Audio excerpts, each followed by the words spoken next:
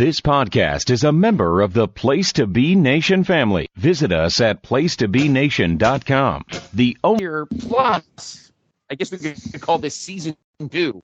I don't know if that's with podcasting, but this is season 2 of what we'll listen to monthly shows here on the PTB Wrestling Network through the Looking Glass. I am your co-host, Scott Criscuolo. Welcome to October. We hope everyone is enjoying the month in your life, in sports. Mine's kind of up and down. But I have a pretty great football team, but my baseball team season ended quite painfully. But wrestling never makes me sad. That's why people always wonder why I've been a wrestling fan my whole life, because I have sports teams that kick me in the nuts more often than not. So that's why I stick with wrestling, because it never breaks my heart. And it never goes away either. Anyway, we hope you've enjoyed the first 12 episodes. My co-host and I have had a fun time doing it. And now we begin season 2, and we've got a good one tonight. We had to kind of chew on a topic, because October is not generally like a glaring wrestling month. I mean, yeah, we've got, the Hell in a Cell pay-per-view, which we try to, no one wants to talk about those. We have Halloween Havoc, but what are we going to do? Like, create a card? Nah. There's other pods both here and over on the No-So that do a good job with that. I like our topic tonight that we came up with. But I'm not going to do it by myself. Let me bring in my co-host. He's, I don't know, it's very temperate kind of here for the fall here in, I wonder what it is on the other side of the egg. Good evening, good morning, good afternoon to the Thunder from Down Under. Hello, Dave Hall. How are you? Hi there, Scott. It's hi all the listeners. It's good to be back. 1 year. 12 months we've managed to make it. They thought that they said we might not quite get that far, but no, it's great, and we're so grateful for everyone for joining us on the ride. It is really funny down here in Australia at the moment. We're coming into those warmer months, but we're still copping downloads of rain. We've just had a massive downpour of rain the past couple of days, sort of got our month's worth of rain in about 24 hours, and local floodings and stuff. It just can't shake the rain down here. But you're talking about sporting events and sporting teams, Scott. I can relate. In the past week, or in the past 2 weeks down here in Australia, our winter sports codes have sort of reached their climax. We've had 2 grand finals. My preferred teams in both of our major winter codes made the grand final, and both got absolutely pumped.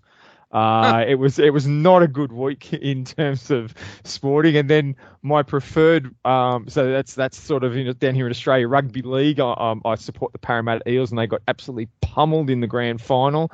And the week before in the AFL, I support the Sydney Swans, and they got belted. Like to put it in NFL terms, the Sydney Swans basically got belted like 45-0. Is sort of how it looked, is how the comparison would be. And my preferred sports code, the rugby union, the Australian Wallabies got beaten by the New Zealand All Blacks. So in the space of a week, I've lost everything, but my Niners beat the Rams. That's all that matters. Niners beat the Rams on national television. So yes, they did. I'll take that, and they're getting a nice little bit of a roll on now. Yes, well, and to back that up, my Cowboys did it as well a week later. They beat the Rams. And your Niners, of course, defeated Carolina, so they keep on trucking along. So, Dave, it is always a pleasure. But yeah, it's been a year. We've had 12 great topics, but admittedly, we're pulling back the curtain a scoosh tonight, because the 13th topic was a little tough. Usually you and I have kind of it worked out, but admittedly, this month was a little tougher. We had a lot of things on our mind. We talked about, like, do we want to do Halloween Havoc? I'm like, what do we got to rebook cards? Nah, we don't want to do that. There's other shows both here on the PTB Wrestling Network and over across the quad over on the No-So that do a great job of that. So let them do it. Hell in a Cell. I'll get to that. I think we'll do a gimmick episode, maybe a gimmick match episode down the line. But you came up with a great topic for us for us tonight. We both came up with it, and I'm very, very excited to get into it. But of course, if you now, just another side note for you new listeners, I'd like to preface this, particularly with our monthly shows. This is not an episodic show, meaning they're not connected. So if you're in the middle of listening, if this is the first episode of the show that you're listening to, hi, welcome. You're not, the first 12 have nothing to do with this one. So feel free to keep listening to this one. But when you're done here, please go back to our archive, placetobe.podbean.com. You probably went to it since you're there. And listen back at the previous 12 episodes. They're all fantastic, but they're not related. So you don't have to shut this one off and go back to episode 1. You don't have to do that. Some of our shows we do, shows like Highway to the Impact Zone and NWA Crock and Roll, you obviously have to start from the beginning because it's episodic, but this is not. So continue to keep listening to this episode, but please feel free to go to the archive, excuse me, and check back the previous 12 episodes because they don't relate to each other. They're really, really good. So having said that, Dave, why don't you unveil this month's topic, because I am excited about it. I know you are as well. So let's jump in. Absolutely. Well, like you said, Scott, it really was sort of trying to dig around what are we going to do? How are we going to put something together? We have been trying to keep each of our episodes sort of thematically based around the month, if possible, or something that might be happening in the industry that allows us to tie something together. But we're having a bit of trouble, and then well, wouldn't you know it, Triple H and the WWE threw us a bone when they announced that at this year's Survivor Series they're going to be hosting War Games, and that's got me thinking. There's been a lot of people for years have thought, why can't WWE put War Games on the main roster, not out on NXT, and what would it look like? And then it raises the question, what might have happened if War Games had been a WWE creation from the beginning? What if War Games was created by Vince or maybe created by Dusty when he joined Vince? Either way, we're going to have a bit of fun tonight. We're going to pull back the curtain. We're going to jump through a bunch of rabbit holes, and we're going to look at what might have things have been like if WWE had created War Games, and we're going to look at some different years, some different eras, and look at some potential War Games matches in the annals of WWE history. And I think this is really exciting. I'm looking forward to this one. I am as well, because yes, we've had situations in the past in professional wrestling, in the WWE, whether it's the 80s and the Federation era or the new generation of the mid 90s or the Attitude Era, etc., Ruthless Aggression, where scenarios in storyline led you to think, and listen, we all thought this at times throughout our wrestling fandom, throughout our entire lives, that, man, this feud would be great if it ended at War Games. Everybody has said that. Everybody. And then you're watching War Games matches, the late 90s in WCW, and you're like, my God, these are crap. It's like, this is garbage. This is total garbage. And of course, the ones that they've had in NXT over the past, 5 years have been exceptional. But there have been so many great storylines and narratives that have been told in WWE, WWF/E since the Federation era began. In my opinion, the Federation era began in 1985, and we both have come up with some exceptional examples of what if Vince was the one, or Pat, or Gorilla came up with the idea for War Games and not the beloved Virgil Runnels. And I think we've got some. I think we got some good ones tonight, Dave. Yeah, no, I think this is going to be fun. I think this is going to give us a little bit of freedom to really explore what could have been, or how feuds and storylines could have been woven together to create that, to come in under that War Games theme. We are intentionally trying to. We're not wanting to just recreate. We don't want to just take Survivor Series matches and say put that in a War Games. That's not what we're trying to do. We're trying to have a bit of fun with this, and there'll probably be a couple of pretty obvious ones, and maybe even a couple of matches that were on pay-per-view that might sneak into this little project today. But overall, we've really tried to keep that War Games concept forefront in our minds. What was War Games? And War Games was, in my mind, it was the feud. We call it a feud ender. It was kept for the best ones were when you had that built storyline of the stable or the group of guys all coming together.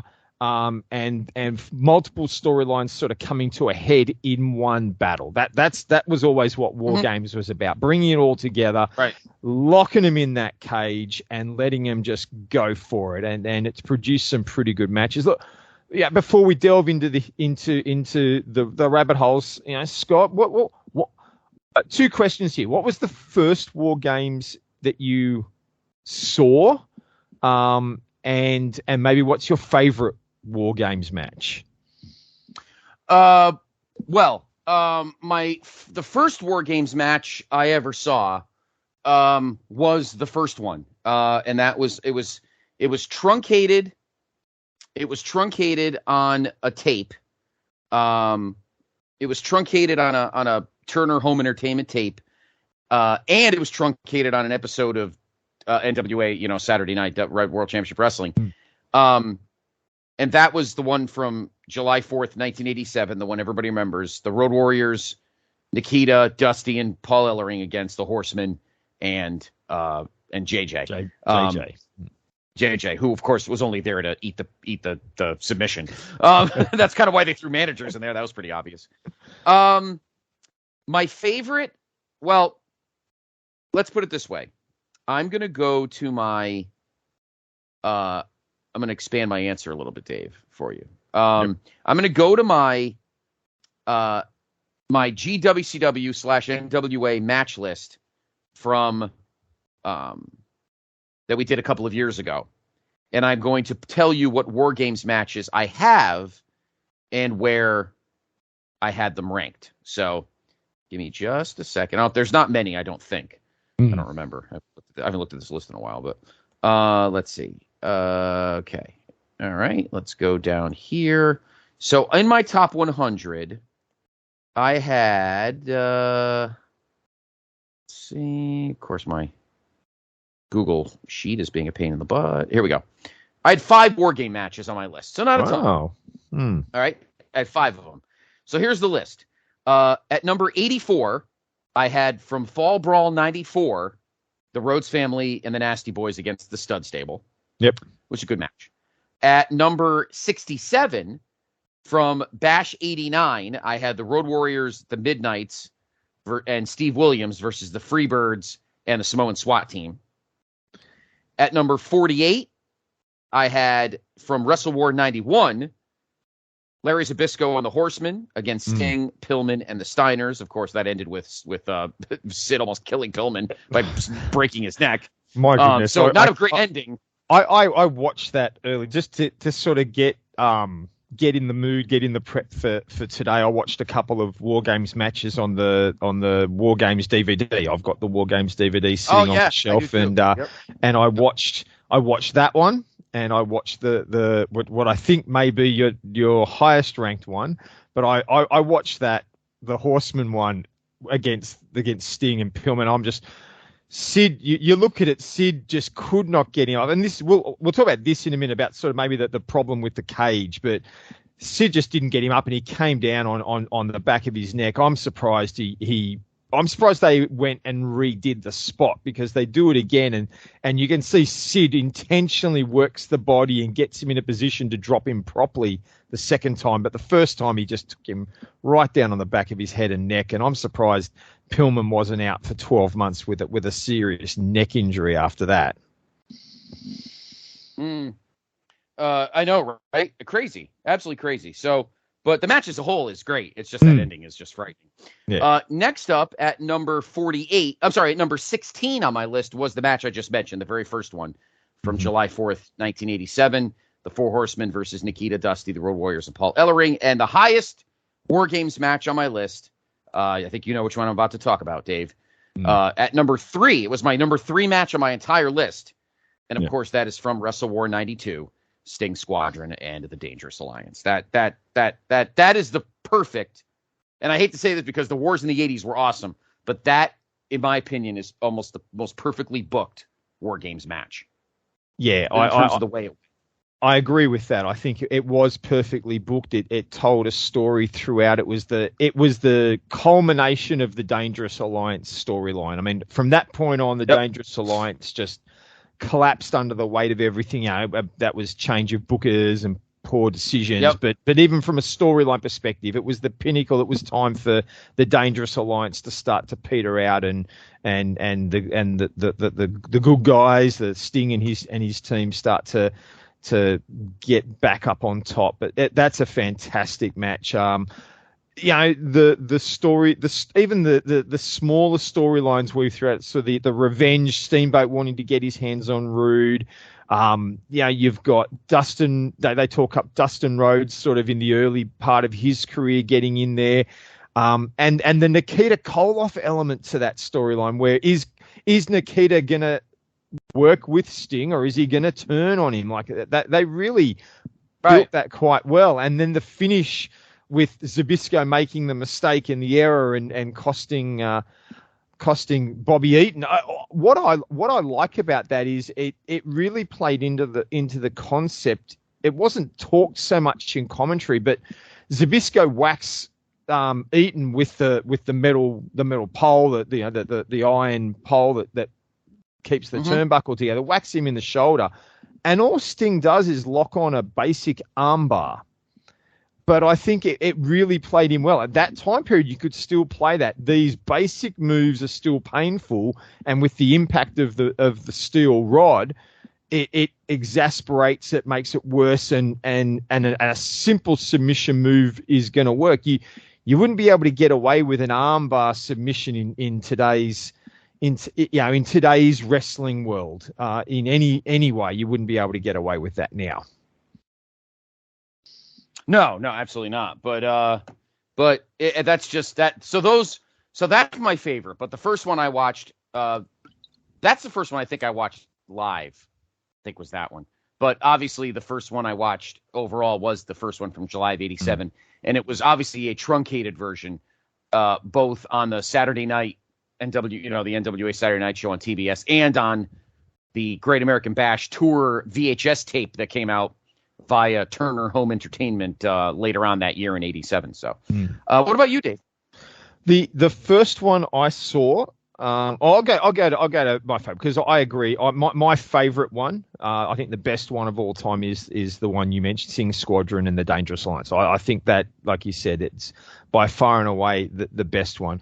I do have. It's interesting. This one didn't make your list. I do have a soft spot in my heart for the very first NWO versus WCW one with the fake Sting and Sting coming in from 96, right. From 96. I don't mind that one so much. I quite enjoy the storyline around it. I don't think it's as good a match as any of the ones that you've already listed, but it's one that I can throw on and watch and enjoy. That one doesn't get tired. I think that was sort of, to me, the last one before it really fell away. I think everything after 96 was just, poor, bad, and abysmal. But the first one I ever saw was the 89 one. I had read about War Games in the Aptamags. I'd read about the 87 ones, and I knew the match existed, but I'd never seen it. And I've shared before how some of the 1989 WCW videos were released down here in Australia, and the Great American Bash one was one of them. And I managed to get my hands on that, and I really enjoyed it. I saw that was the first War Games match I saw actually watched, and it kicked off a love affair. That's a good match. No superstars in it, but that's a good match too.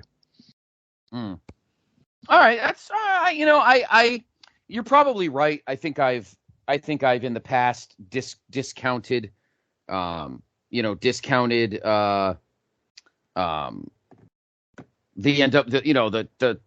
Nitro years because I feel like every match is crap, and it's not. 96 is probably pretty good. 97 is probably not that bad either, but 98, 99, and 2000 are all. I don't even think the 2000 even have one. I don't think so. Wasn't 2000? Yeah, they had some. They had a crappy one. That's it's Nash. They had Jarrett. Yeah, it was Nash. It was on Nitro. It wasn't even at Fall Brawl. It was Nash, Jarrett, Steiner, and the Harris brothers against Booker, Goldberg, Chronic, and Sting, and it was actually a title match. War Games. I don't know how the hell that happens, but it's okay. Yeah. It's weird.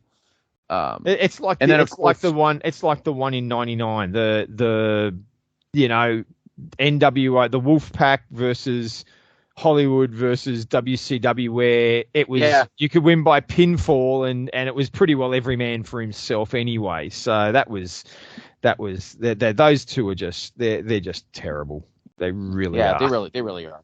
97's the one, of course, where Kurt Hennig turned and joined after he got the coveted Horseman spot from Arn, and then he of course turned and joined the NWO, which of course he had to, because who didn't? So and then of course we don't want to discount obviously the NXT ones, which started in 2017 in Houston. The Undisputed Era defeated Sanity and the Authors of Pain. I have seen that one, and I did enjoy that one. I really did enjoy that one. I haven't seen all of the NXT ones, but I do remember taking the time to watch that one. Yep. Then of course then Undisputed Era was in the one in they were in pretty much all but the last two. They were in 17, 18.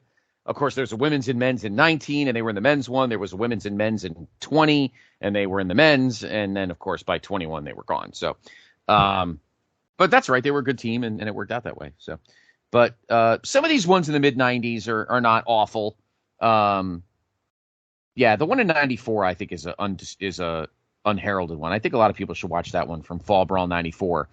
Dusty Dustin and the Nasties against Funk, Arn, Bunkhouse Buck, and Colonel Robert Parker. I think that's an understated War Games match. I think the thing about the mid '90s ones is they got much like the Royal Rumble. The WCW had worked out how to tell the story best to make the War Games match interesting and exciting and valuable. I think the early ones, those 87, 88, early 90, they really sort of rode on the star power. You had the Horsemen, you had Dusty and Nikita, and it really was just put them all in there, let them just kill each other, and we'll enjoy it because they're all the top stars. But there wasn't a heck of a lot of, I think, pre-concept storylines going in. But by the 90s, they worked out, the Horseman one, the Dangerous Alliance, the Stud Stable ones. They really worked out how that storyline, how it can work and how it can keep the intrigue and keep the excitement, because they all followed. You had that same formula. The two guys start, and then the heels always get the one up. They always win the toss. They always win the coin toss. How do the heels always win the coin toss? I don't know. Maybe Nick Patrick had a two-headed coin or something like that. I don't know, but they all because it wasn't proper. You know what it was, Dave? It just wasn't proper for baby faces to have advantages. That's right. The heels have a 2-on-1 advantage. The baby faces can't. That's just the way. That's right. And that's the logic storytelling of it. But I liked But I think in the 90s they worked out how to tell the story around that. So you weren't just sitting there going, okay, we got 2 heels, then we even up 3 heels, even up. So they worked that out. So I always felt that the one thing that, and I'm assuming this will happen with the one this year, I do feel that the one thing that WWE have solved with these War Games matches is well, I would say the top of the cage. And I referred to this earlier. I think the one drawback from the War Games gimmick in WCW was that the cage height was just too low. You couldn't perform moves off the top rope properly. You couldn't, Sid nearly killed Brian Pillman with that power bomb, and right.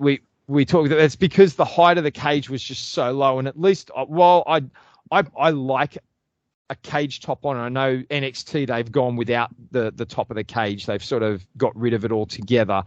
But I think if somewhere in the middle there, I think sort of the height of a Hell in a Cell or a elimination chamber, I think that would work better. Having been able to have that extra height on the top of the cage, I think if WCW had taken that cage up a little bit, I really think they would have solved a lot. They would have opened the match up for a lot more risky, those top rope moves, some of the high flying danger stuff, and some about higher impact moves that you can't do.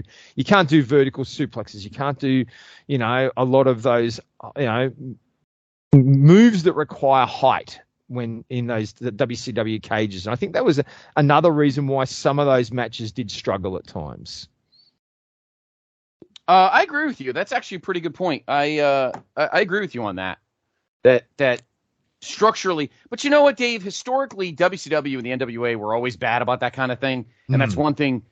For the most part, they're not always good at it, but that's one thing WWF/E was always good at: logistics. Yeah, those are the kind of things. Like if they invented War Games, those suckers would have been high, like cages.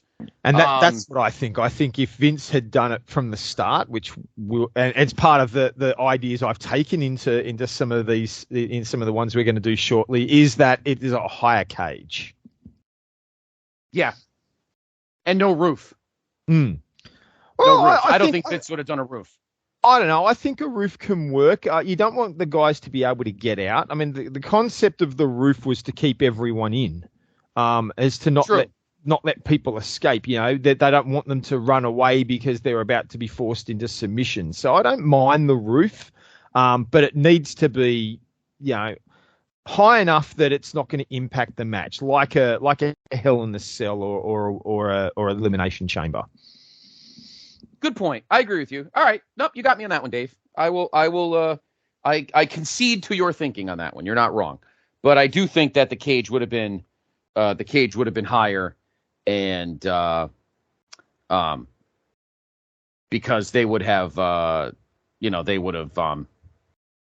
had to do that kind of thing to put on moves, and because Vince would have been all in on a lot of aerial tactics, particularly in the later years, which we could discuss this evening. So, all right, Dave. So let's jump right in. The door's open. I have the Doctor Who music playing in the background. I never really thought to do that on the show. Maybe I should start doing that for season 2. Maybe I should start putting the Doctor Who music when we first walk through the for all you sci-fi fans out there. I know Jenny Smith got a kick out of that. And let us go through. So we're going through the Looking Glass, not to change anything per se, but to, I guess we are changing. We're, with all due respect to our man, the son of a plumber from Austin, Texas. We're sorry, Dust, but we're taking away War Games from you. In this alternate universe, you did not invent it. Of course, we're all going to be considered, Dave and I are going to get yelled at on social media for being called fanboys. We're making Vince invented War Games. Sorry. Everybody hates us now. No, I'm just kidding. But so in this universe, in the alternate universe, on the other side of the Looking Glass, Vincent Kennedy McMahon.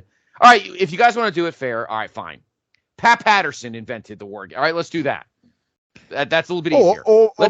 Or maybe Dusty invented it when he arrived and sold it to Vince. Maybe. How about this for an idea? Maybe Vince, maybe Dusty invented War Games when he was here in the late 70s. And said to Vince, listen, I'll give you a cut, but we both get to use it. You could name it something different.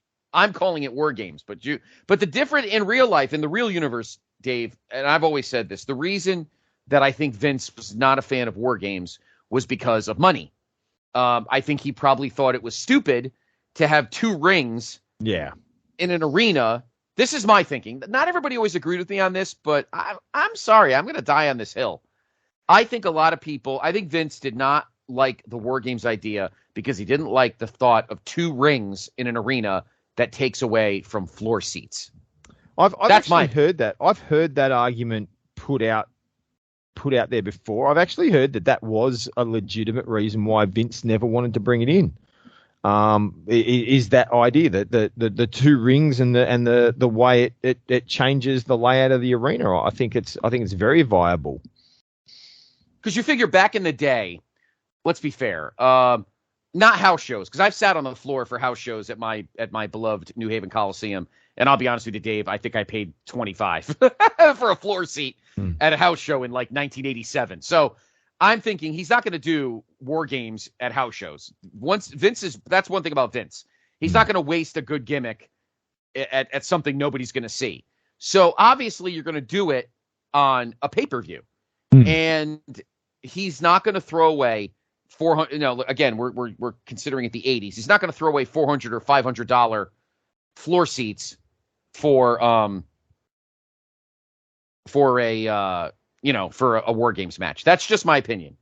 But maybe a house show as a test. Maybe MSG or maybe one of the hubs. Maybe MSG, Boston at the Garden, or the Spectrum. One of the places where he knew he was going to get big money to begin with. Yeah, he could probably eat some floor seats for one night to do it.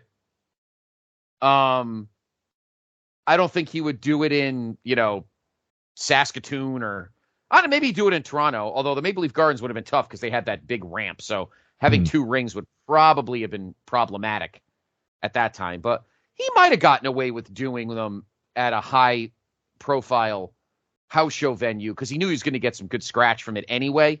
You get what I'm saying? Yeah. I don't think he would do it internationally. With all due respect, I don't think he would do it at a house show in Brisbane.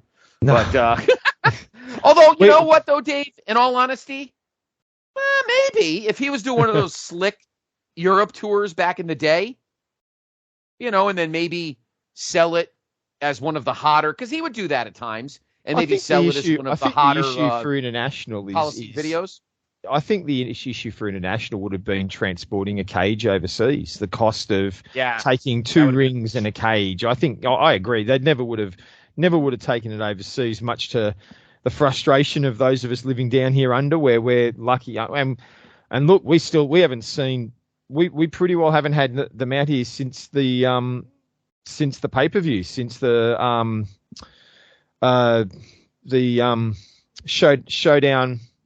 The Showdown pay-per-view in Australia back in, I came up on it 4 or 5 years ago, well before COVID. We just haven't seen WWE down here since. So, yeah, he's not going to bring War Games down here, unfortunately. No, and I don't know if he would have done that back in the day either. But in any event. All right, so everyone ready? Let's get in the TARDIS. You know what's sad? I don't even know if Dave even likes Doctor Who. He's probably like, what the hell is this guy singing? Go watch classic Doctor Who, Dave. New Doctor Who is crap, but watch classic Doctor Who because it's pretty awesome. Anyway, all right. So Dave, how would you like to spin this? Because I'm ready. Well, look, I think there's all sorts of ways to do this. I think let's just take it. Let's just go one each. Let's just take a couple of ones and we'll see how we do. I'm going to start with I'm going to start off here. I'm going to throw out one that I'd like to put out. I'm going to start with a more recent time period. Because I was trying to think what would have made a good War Games match with the feuds that were going on and the time period of it all, and I sort of felt one of the, especially in recent years, one of the best opportunities I think that would have been a real good showcase for War Games would have been set around about Extreme Rules 2014. And that is a match where we're going to see the rekindled, the rebirthed Evolution, Triple H, Randy Orton and Batista, along with Kane, matching up against The Shield, Seth Rollins, Dean Ambrose, Roman Reigns, and WWE Champion Daniel Bryan. Now, I mean, we're right slap bang in the middle. I feel that the Shield Evolution feud that was going on in around just after WrestleMania 2014 really, I think, would have tied well into a War Games concept with the star power that's in them, the type of wrestlers they are. I really felt it would have sat well in that concept. And I was thinking, well, you want to add, you can't have 3-on-3. It's got to be 4-on-4. And this is where I felt, well, Daniel Bryan he won the title because of his battle with Triple H and Evolution. I thought, well, that ties in well. And the only person who sort of really I could sort of see linking to Evolution at that time period was Kane, because he was that corporate enforcer in 2014. He was Triple H's corporate enforcer. So there's my first proposal for a War Games match. I sort of see it probably. Before I see how it goes, your thoughts that Evolution and Kane versus the Shield and Daniel Bryan. How does that strike you? I love that. I think that's awesome. Because seeing their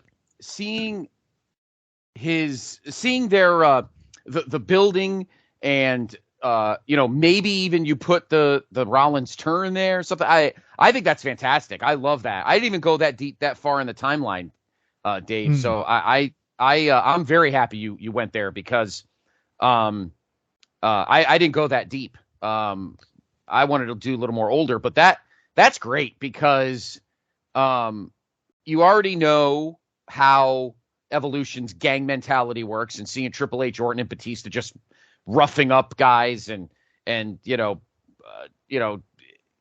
taking the belt and trying to beat him with it. And I think the frustration of Daniel Bryan getting the best of them in New Orleans would drive all of them batshit. So I think emotionally, Dave, I think that's a tremendous match. You put that in a nice venue, and I think you got to put, and I'm saying this fairly, and I'm sorry for smaller markets, but you've got to put a War Games at a pay-per-view that's juicy. In a city, it doesn't have to be one of the big four. It doesn't have to be at SummerSlam, or obviously it won't be at WrestleMania, because Vince ain't giving up floor seats at WrestleMania for this match. So let's just forget that. It doesn't have to be at SummerSlam. It doesn't have to be at Survivor Series. It could be in a secondary show, but it's got to be a secondary show in a big building. Put it in Philly. Put it at the Garden. Put it at Long Island. Put it in Baltimore. Put it in Chicago. Don't stick it in like Phoenix or Anaheim or somewhere like that where no one's going to really appreciate it. You want a hot crowd for these shows. You want a hot crowd for this match. So don't stick it in some latte sipping venue where everybody shows up late. You have no patience for that shit. You got to put it in a hot place. But yeah, I like that, Dave. I like it a lot. I think that would be a good hot feud. I think the build, obviously, heels win the toss. It's funny, Dave. I would even say that Triple H, being the CEO or being like the authority, would have a two-sided coin. Come on, that would be oh, absolutely. And it sort of sits like, I feel that, like you were saying, it ties on the back of Daniel Bryan having got the best of them, but at the same time you've got that growing feud with the Shield happening in that time period. So that's where it comes from, and I could see Triple H trying to do everything he can to get the upper hand. I see this match. This is how I'd put it together. I'm not going to go into too much detail, but I'd probably start the match. I'd see Randy Orton going in to start the match for Evolution, and Dean Ambrose, being the crazy character that he was portraying at that time, rushing in, sort of ignoring what anyone else wanted to do, rushing in and just going to town on Orton. They just start beating the crap out of each other. as you said, the coin toss occurs. Triple H, I wouldn't even be surprised if Triple H just announces we won the coin toss. You don't even see a coin toss. They're all standing there. We and did, Triple H just announces we won it. Yes. We did it backstage. Yes, I love that.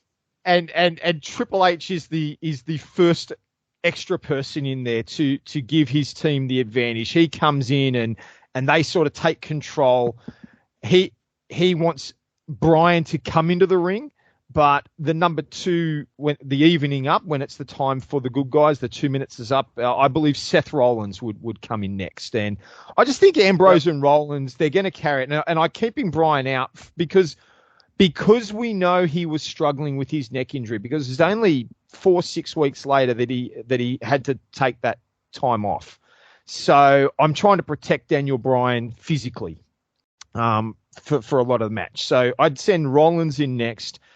Then at the next 2 minute mark, it's Batista coming. So I'm going to have Evolution in there, controlling and really going to town on everyone. Daniel Bryan will be the third man in for his team, because I want to hold off Reigns, because at that point Reigns was getting quite popular because they were protecting him well, and he had that impact style, and he was coming in and I'll harken that back to the Rumble, where everyone was ticked off that Bryan didn't come in, and Reigns was the last guy in there with Batista, and the crowd were behind him. He was getting that support behind him because they were using him properly at that point. So, so Bryan comes in, evens it up again, and then the last two, Kane for the Evolution side of things. Reigns comes in last. It's I think you're going to get lots of blood. I think Orton's bleeding, Hunter's bleeding, probably Ambrose, Rollins, and Bryan, they're all bleeding. But I see the end of this match coming when the Shield managed to allow Daniel Bryan to isolate Hunter. And I'm sorry to do this to you, Scott, but I think the ultimate finish for this War Games match would be Daniel Bryan locking in the label lock on Triple H, while Rollins, Ambrose, and Reigns are just working the other, Batista, Orton, Kane in the other ring. You've got Bryan alone with Triple H in one ring, probably blocks a pedigree, turns it around, puts in the label lock, and gets the submission on his own to get the win for their team. And the crowd would just lose it, in my mind. I do not disagree with you. I would have no problem, because as we have seen historically, Dave, Triple H always does what is best for business. So I am perfectly happy with that scenario. I am. And I think Daniel Bryan kind of being carried out, or that kind of thing, I think would be a pretty fun ending. I think that would work out. I think that would work out very perfectly. So I like that. I like that a lot. And then it allows the Shield and Evolution, they can continue their feud over the next month like they did, leading to the Rollins turn, and that all happens as it did. But this, I think, sort of really ties a bow there.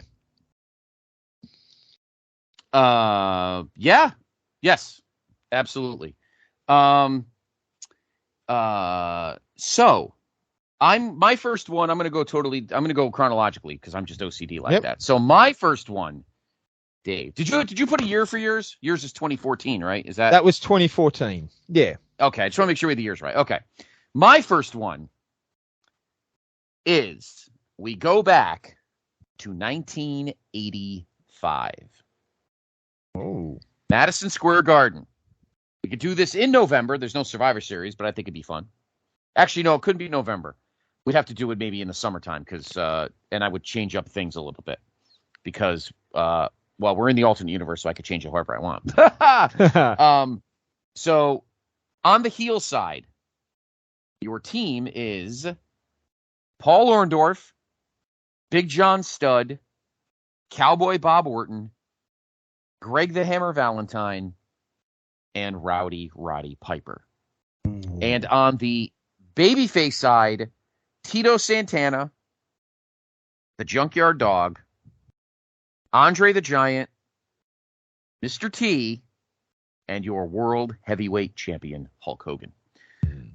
You put this match at MSG, and the fucking city melts into the ocean. The heat for this, I mean, you'd have to, it's like that war to settle the score before the first WrestleMania. You're going to have to get cops. You're going to have to get cops because this is going to be molten magma hot. Because you bring in this team and Piper's the captain.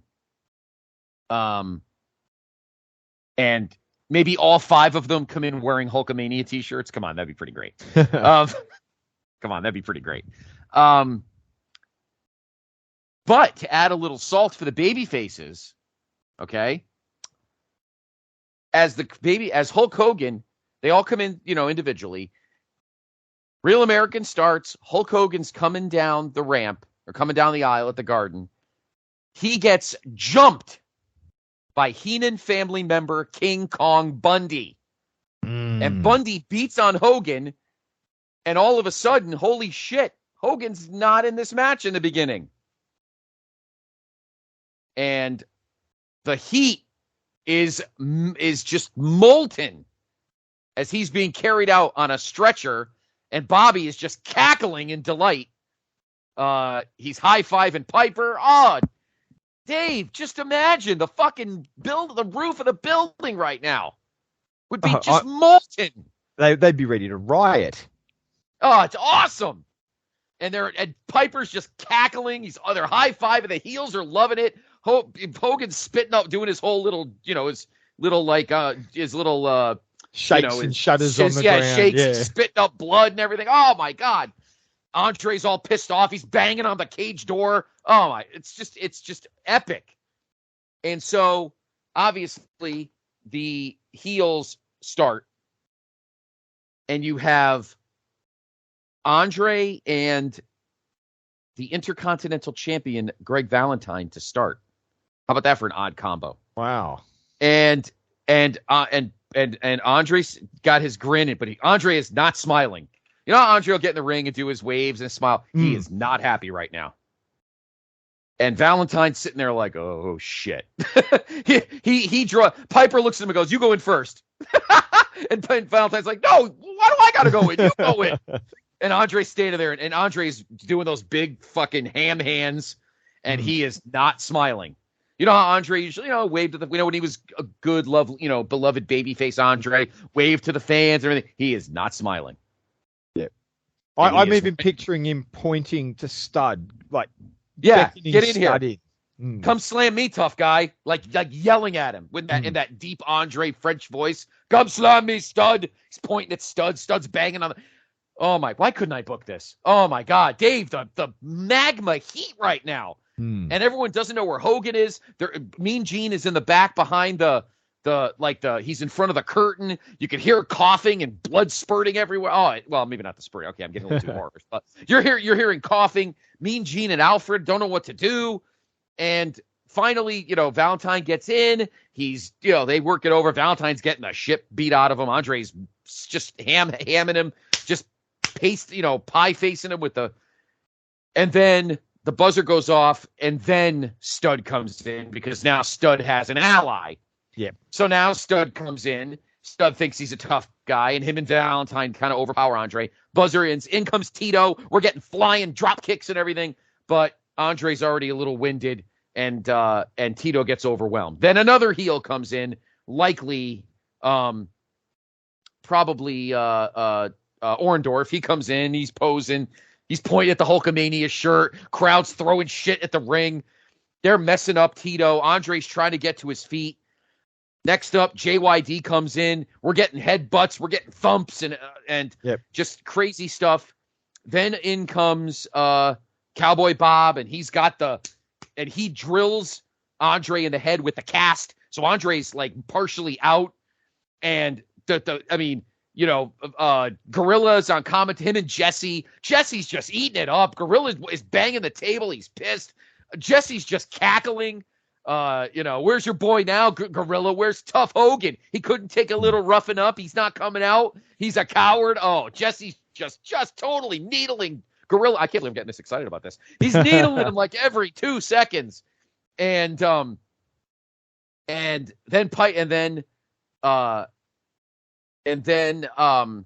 in comes Mr. T, and the heels are looking at Mr. T like, this isn't Rocky, brother. This is real life. You could sit there and pretend to throw punches. Your boyfriend's in the back. He ain't coming out. Your boy's in the back. He's done. He's cooked. He's spitting up blood. It's just you, big man. Come on. And then Piper. Piper comes in. It's 5-on-4. And they're all looking, and, guys are roughing up, and Piper's looking at T like, all right, you ready?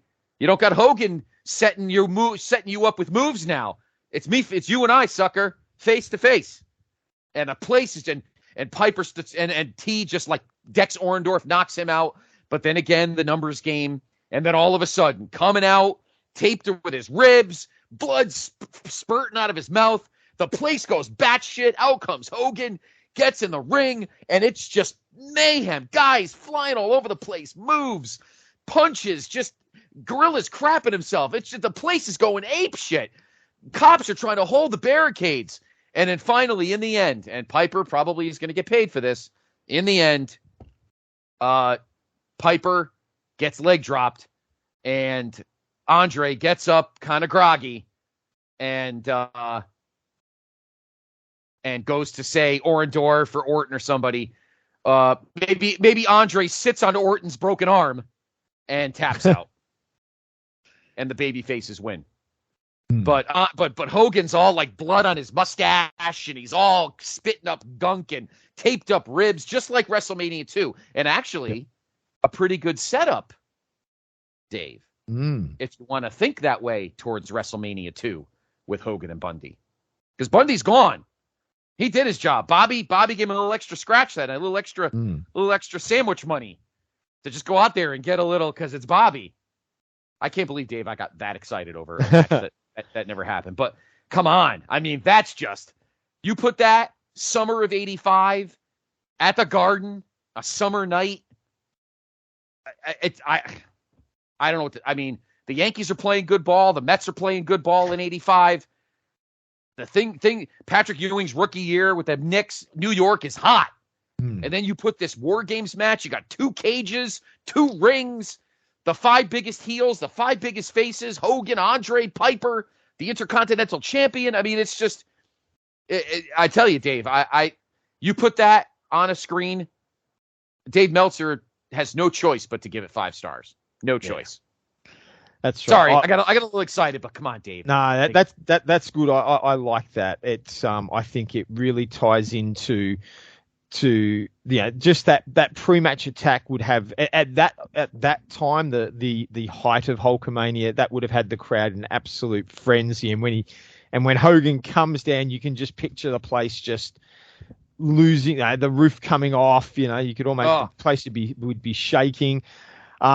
I certainly agree. It would be someone. I think it would play in perfectly for Orton to be the one to give up with something to do with the broken arm. And not. I wouldn't even. I'd take it. You could take it the next step. You could take it like, the whole concept was that everyone knew his arm was healed, but you could have Andre actually run that cast into the ring post. Or into the cage, like into the corner of the cage or in the ring post, like almost re-breaking it, even maybe snapping the cast off, and then he just locks in some sort of arm lock, and just, Andre's just grinning, like you see, he's got that grin on his face, like nothing's going to stop me now, and Orton almost has his arm re-broken. Would be the ultimate payoff there. Yeah, I don't know. I thought about that. That was the first one I came up with, and I'm like, oh my God, I need to make this in real life. I have to. I don't think there's any way around it, Anyway, so that's my first one. All right. Just you take the 5 hottest heels, 85, 5 hottest baby faces, 85, and just put them in the summertime, July or August. Do a War Games at Madison Square Garden. It's the only place you can do it. And just just pull the ripcord and let it go. Yep. So. Well, I'm going to throw out. I'm going to go backwards in time. You're moving forwards. Maybe I'll keep to save your OCD from going completely over the top. I'm gonna head backwards in time. Okay. And only because I don't want to do some of my early 80s and 90s ones in case we end up doubling up almost the same thing. So knowing that you haven't got a couple of these later ones, I'm going to come backwards in time from 2014 to 2009. And I'm going to bring us to, again, probably sometime between WrestleMania and SummerSlam in 2009. And 2009 was the height, was when Legacy was given the opportunity to get a prominent role. And Randy Orton was probably at the top of his heel game at the time, with young Ted DiBiase Jr. and Cody Rhodes being his support players. And they were in the midst of a pretty heavy battle with Triple H and Shane McMahon. And I was thinking, well, who are Triple H and Shane McMahon going to turn to support them and to bring it about? And as Orton and DiBiase and Rhodes are throwing out challenges, Triple H and Shane bring out the recently returned Batista. And he is joined by their longtime friend, HBK, Shawn Michaels. And of course the crowd are getting itchy, and Orton, DiBiase, and Rhodes not ones to allow things to get the better of them, knowing they need to prepare for a War Games match with some extra ammunition, turn to the tag team champions, Chris Jericho and The Big Show, to team with them, forcing Triple H to look around, and he picks up Jeff Hardy. So our 5-on-5 battle is going to be the Legacy and Jericho versus Triple H, Shane McMahon, Batista, HBK, and Jeff Hardy. Okay. So, yeah. Really want to take the opportunity to put some emphasis here on Legacy. And it's going to be the young Cody Rhodes starting it out. He's going to be starting the match out with Jeff Hardy. And they're going to go back and forth. They're going to allow, because we've got a high cage, a very high roof. Jeff and Cody are both going to be able to come off the top and hit each other with some high flying moves early. As always, the toss is won by Legacy, and young Ted DiBiase Jr. comes running in to help his tag teammate, and he and Cody really start to work over Jeff Hardy, and they're running him into the cage, and they're breaking him open, and he's got blood coming out, and he's really, sort of starting to struggle. And when the buzzer goes at the end of that 2 minutes, we see Shawn Michaels enter the fray to even up the thing. He comes in, he drops both DiBiase and Rhodes with the super kick, and they start mounting the battle, and Hardy and HBK really start to take control. And at the buzzer sound, we have Orton choosing to send in Chris Jericho.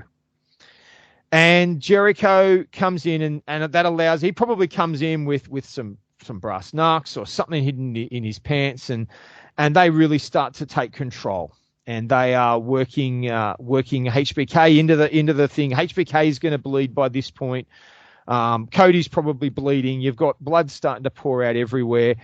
And they get evened up because Batista is going to come in and start to muscle everyone over. He's going to be hitting people with spine busters and just those press slams that he does. And he takes control. And then it's the Big Show's turn to enter the ring. And the Big Show comes in, and he's choke slamming everyone. He's putting everyone down on the ground, and really sort of starting to show that giant size is the place to be. At this point, Triple H decides he's got to take control. He's got to really, work it for his team. He comes in, and Triple H is dropping people with pedigrees, and he finds that he's actually got a sledgehammer hidden between the middle of the two. That might come in later, but there's a sledgehammer hidden between the two rings, and he pulls that out, and he's knocking Big Show down, and he's beaten everyone up.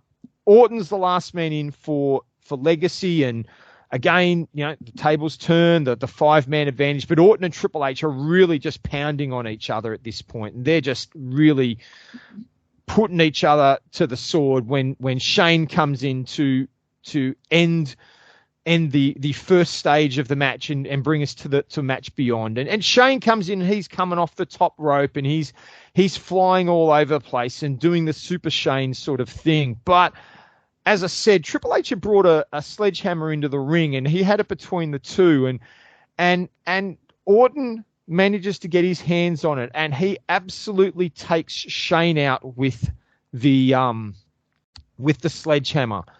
And Orton clamps in on Shane. He's trying to get that submission out of Shane, but Hunter comes in. Hunter, breaks up the move there. He sort of takes Orton into the corner, and they're working away.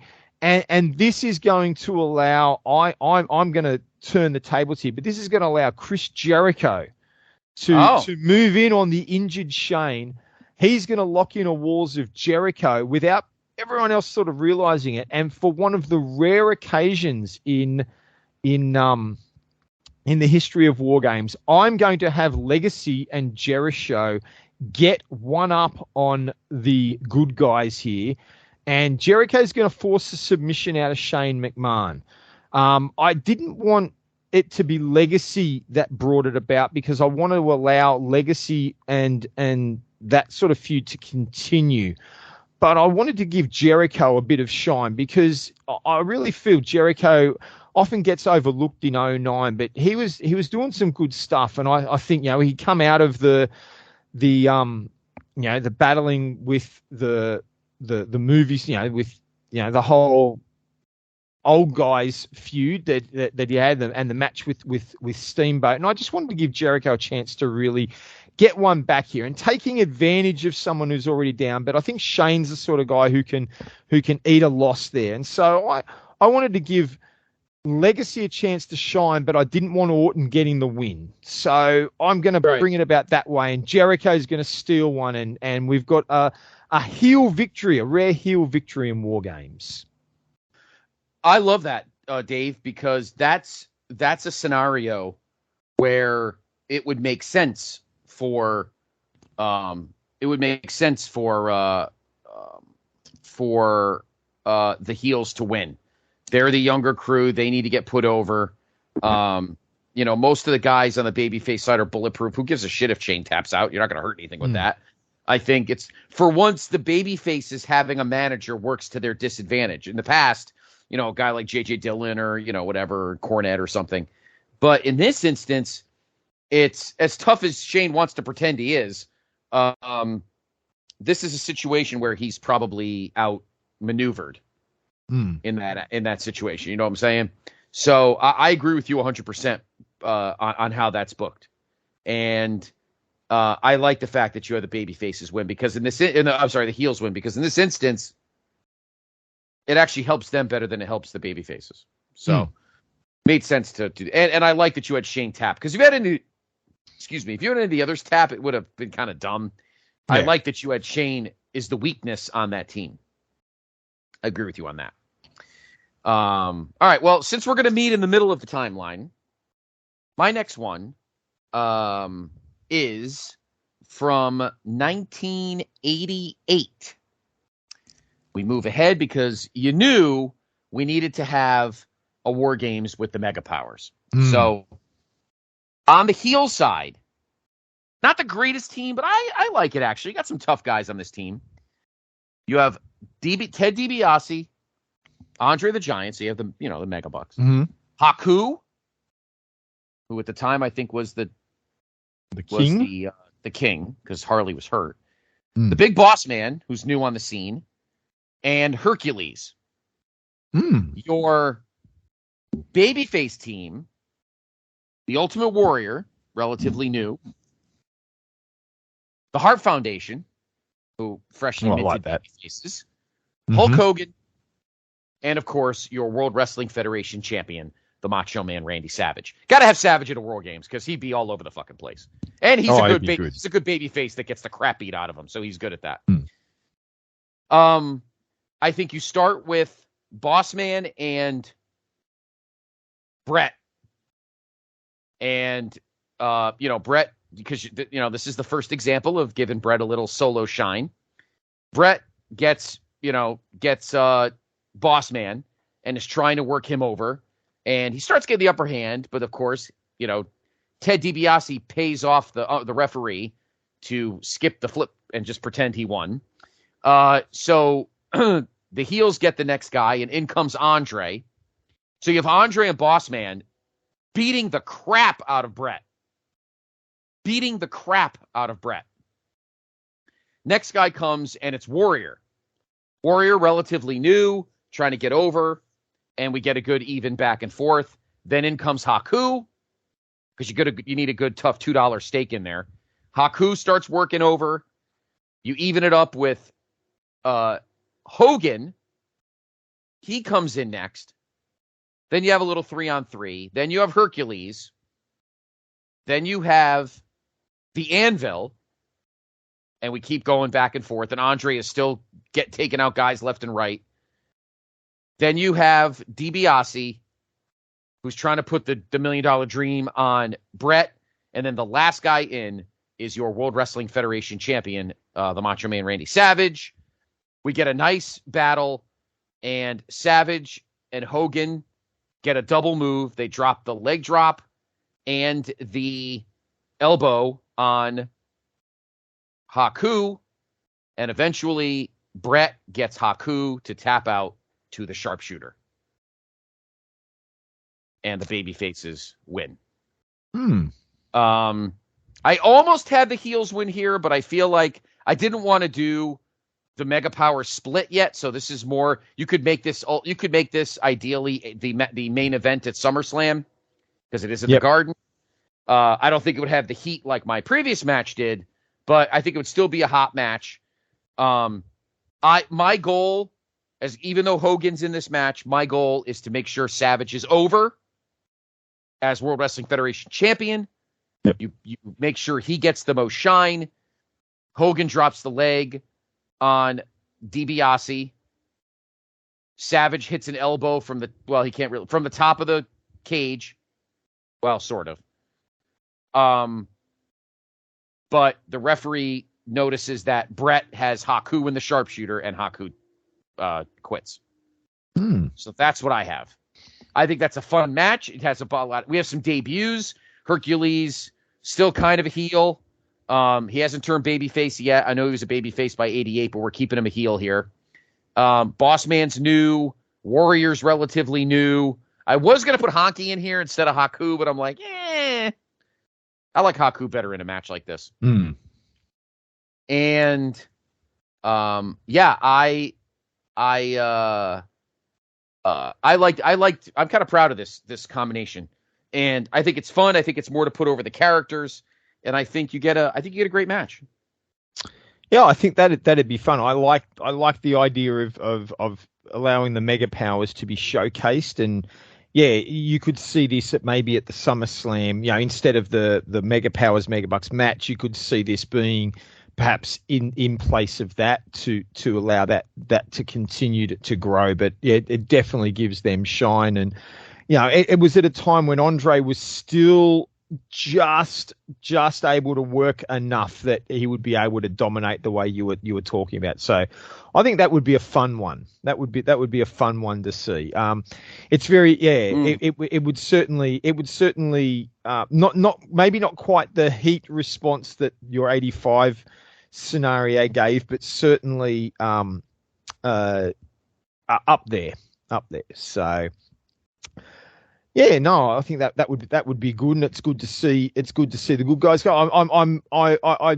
I don't know. The only thing I would question is whether or not you'd have Brett get the win and not Savage. Finding a way for Savage to put some form of submission move, whether some form of leg lock or arm lock on that would have allowed him to get the win. I think that might have been a little bit more allowed Savage to really be spotlighted by giving him the actual victory. Would probably be the only thing I would do different. Okay, that's all right. Look, that's why we do this. I was to be honest with you, Dave, I was going to disagree with you if you had the baby faces win your match in 2009. I would have gone for the heels, but you spared that from happening by actually doing it. So, yeah, I like your thinking. That's cool. That's totally cool. So long as Savage looks strong. That's all. As a booker, that's all my philosophy would be, is to make sure Savage is strong, because I want him as a strong champion. He's not going to be, if in my booking world, Dave, on our side of the looking glass, I am not making Hogan look better than him at this moment. No, not until the heel turn and all that stuff. But, no, I'm cool with that. I'm absolutely cool with that. I might change some guys up, maybe not have Warrior. Maybe he's not quite ready for primetime yet. I feel like I'd want to put Honky if he's still Intercontinental Champion, but I don't know. I just feel like his comedic situation doesn't fit in this match. Maybe I'm overthinking it. I don't know. Would Honky instead of Haku make the match any worse or better? What do you think? I think Haku plays better into the War Games concept. Honky was always the one wanting to run and wanting to hide and wanting to flee. And I can't see Honky signing. I can't see the character of Honky Tonk Man signing the contract to be a part of this match. They might want him in there, but I could see Honky sort of going, no, the fans want me to sing and dance. They don't want me to, be locked in a cage with 5 savages and stuff like that. That's how I think Honky would weasel his way out of it. He'd refuse to do it. Okay. Good. Then I'm glad I picked Haku. Good. I'm glad. I agree with you on that. I think he's a tougher stake for a match like that. But all right, well, there we go. That's my 1988. I don't. Your booking thinking is perfectly cool. I would that definitely be an alternative that I would think of. So long as Savage came out looking great. He didn't, because obviously I want Brett. Brett's the only one in this whole match that has any kind of a submission move. So that's why I would have Brett do the sharpshooter. Savage and Hogan and those guys, they don't arm bars and stuff like that. That would look stupid. Have the one, if Savage looks strong, drop of the elbow and all that stuff, but just let Brett have like a mid-card or like you wouldn't have Brett tap DiBiase out, because now you're really elevating Brett technically, and at the moment there's no room for that. That'll come in time. You have Brett have a tap out like Haku or one of the mid-card guys. You wouldn't have Brett tap out DiBiase. No, because you're not. Then now all of a sudden you're inadvertently elevating Brett, and you don't really want that yet. You do, just not right now. Yeah. And so, but that'd be the only thing. You would still make Savage and Hogan look strong, mostly Savage, but Brett's the only one in this entire match that has Brett and DiBiase, the only two that have submissions. So it's got to be them. So I think I like him there. So there we go. All right. So that's my 2 in the 80s. I'm just gonna let you know I have 6 total.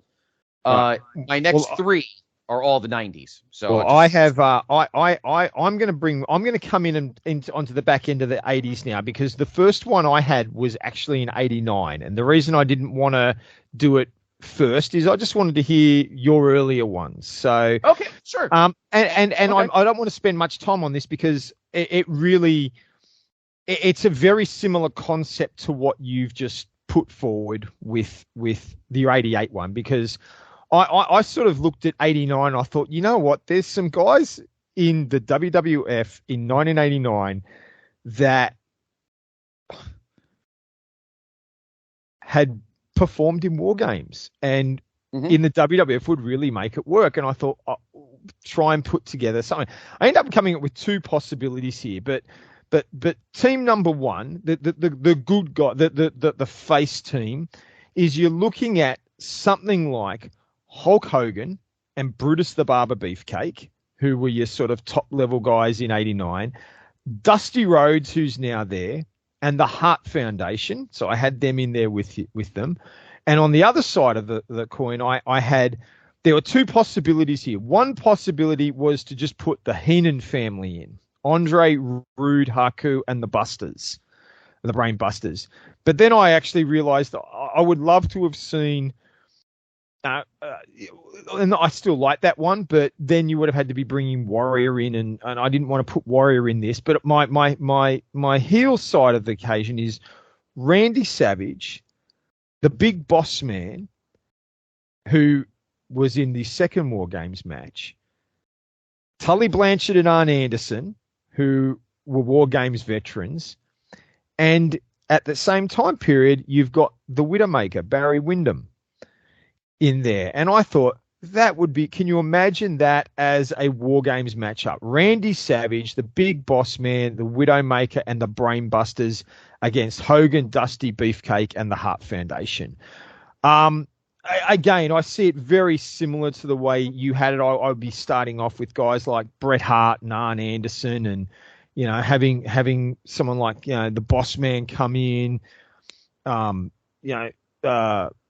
Dusty probably going in early to even it up, and then you sort of start to bring in the big, your Widowmakers and your Tullys, with the Anvil and Beefcake coming in, and then leaving Hogan and Savage to the end, and letting them come in and letting them really shine at the back end of this match. But this is the sort of match I really saw it very similar to the way you put your 88 one, and I just felt that they'd be fun to have some of these guys that we know worked well in War Games, the Tullys, the Arns, the Barry Windhams, who were all in the company at the time, Dusty Rhodes, all there at the time, just putting all these former WCW guys into this War Games match, but having it focused around Hogan and Savage. But I'd probably see this is where you would allow Beefcake to maybe get lock the Widowmaker or the Boss Man into the sleeper hold, and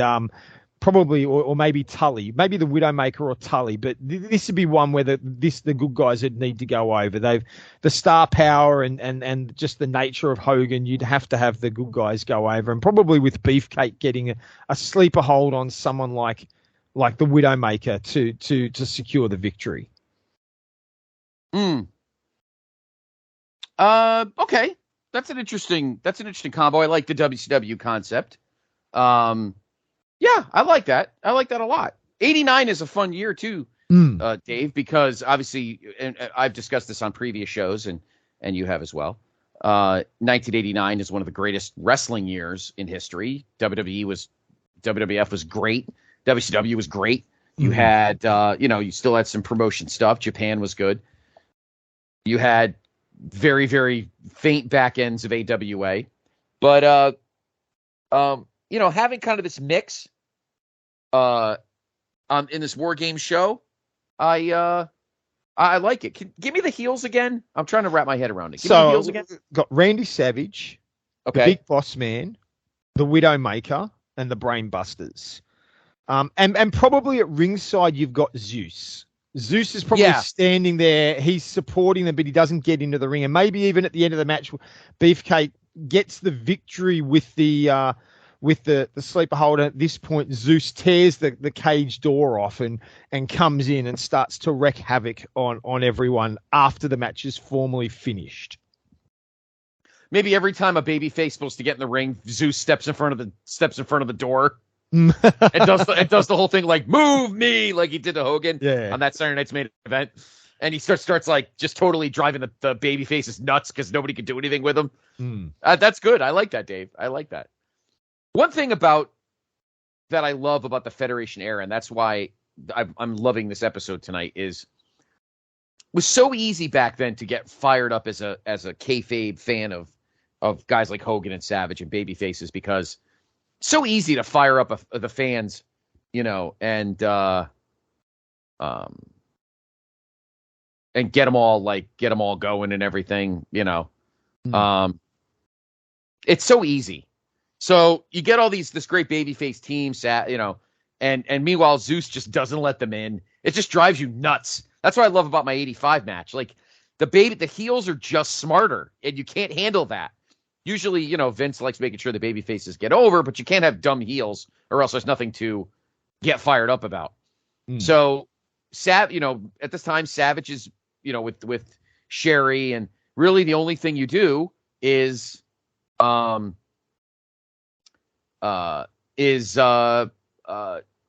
just get Zeus there and just, drive the baby faces crazy that you can't get in the ring. You could do that too. But yeah, I love that. I think it's great. I love your thinking. Yeah. Very good. Oh, very good. All right. Well, let's move into the 90s. Yep. Okay.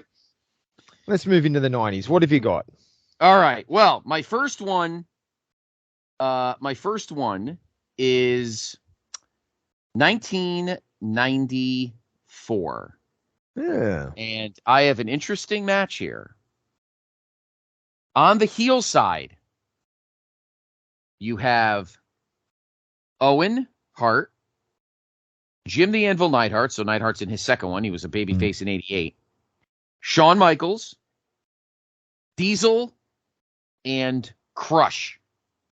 And on the babyface side, and this one, I might want your assistance, Dave, only because I couldn't think of, I thought of a good guys here, but I threw a tag team in there that, they're cool, but maybe there's a better combo. But anyway, the captain is Bret, obviously, our World Wrestling Federation champion, Bret Hart, because it's summertime. Razor Ramon, the Macho Man, Randy Savage, still, we still keep in our side of the looking glass, he is still active. And I put the Head Shrinkers. Yeah. They were kind of the top face team. If I did 93, I would have definitely put the Steiners, but the Steiners were gone by then, by this point. So I thought, what other good babyface team? The Smoking Guns, I kind of like the Head Shrinkers because maybe they could amp up their old school Samoan SWAT team thing for this match. And obviously, and how about this? Owen has gotten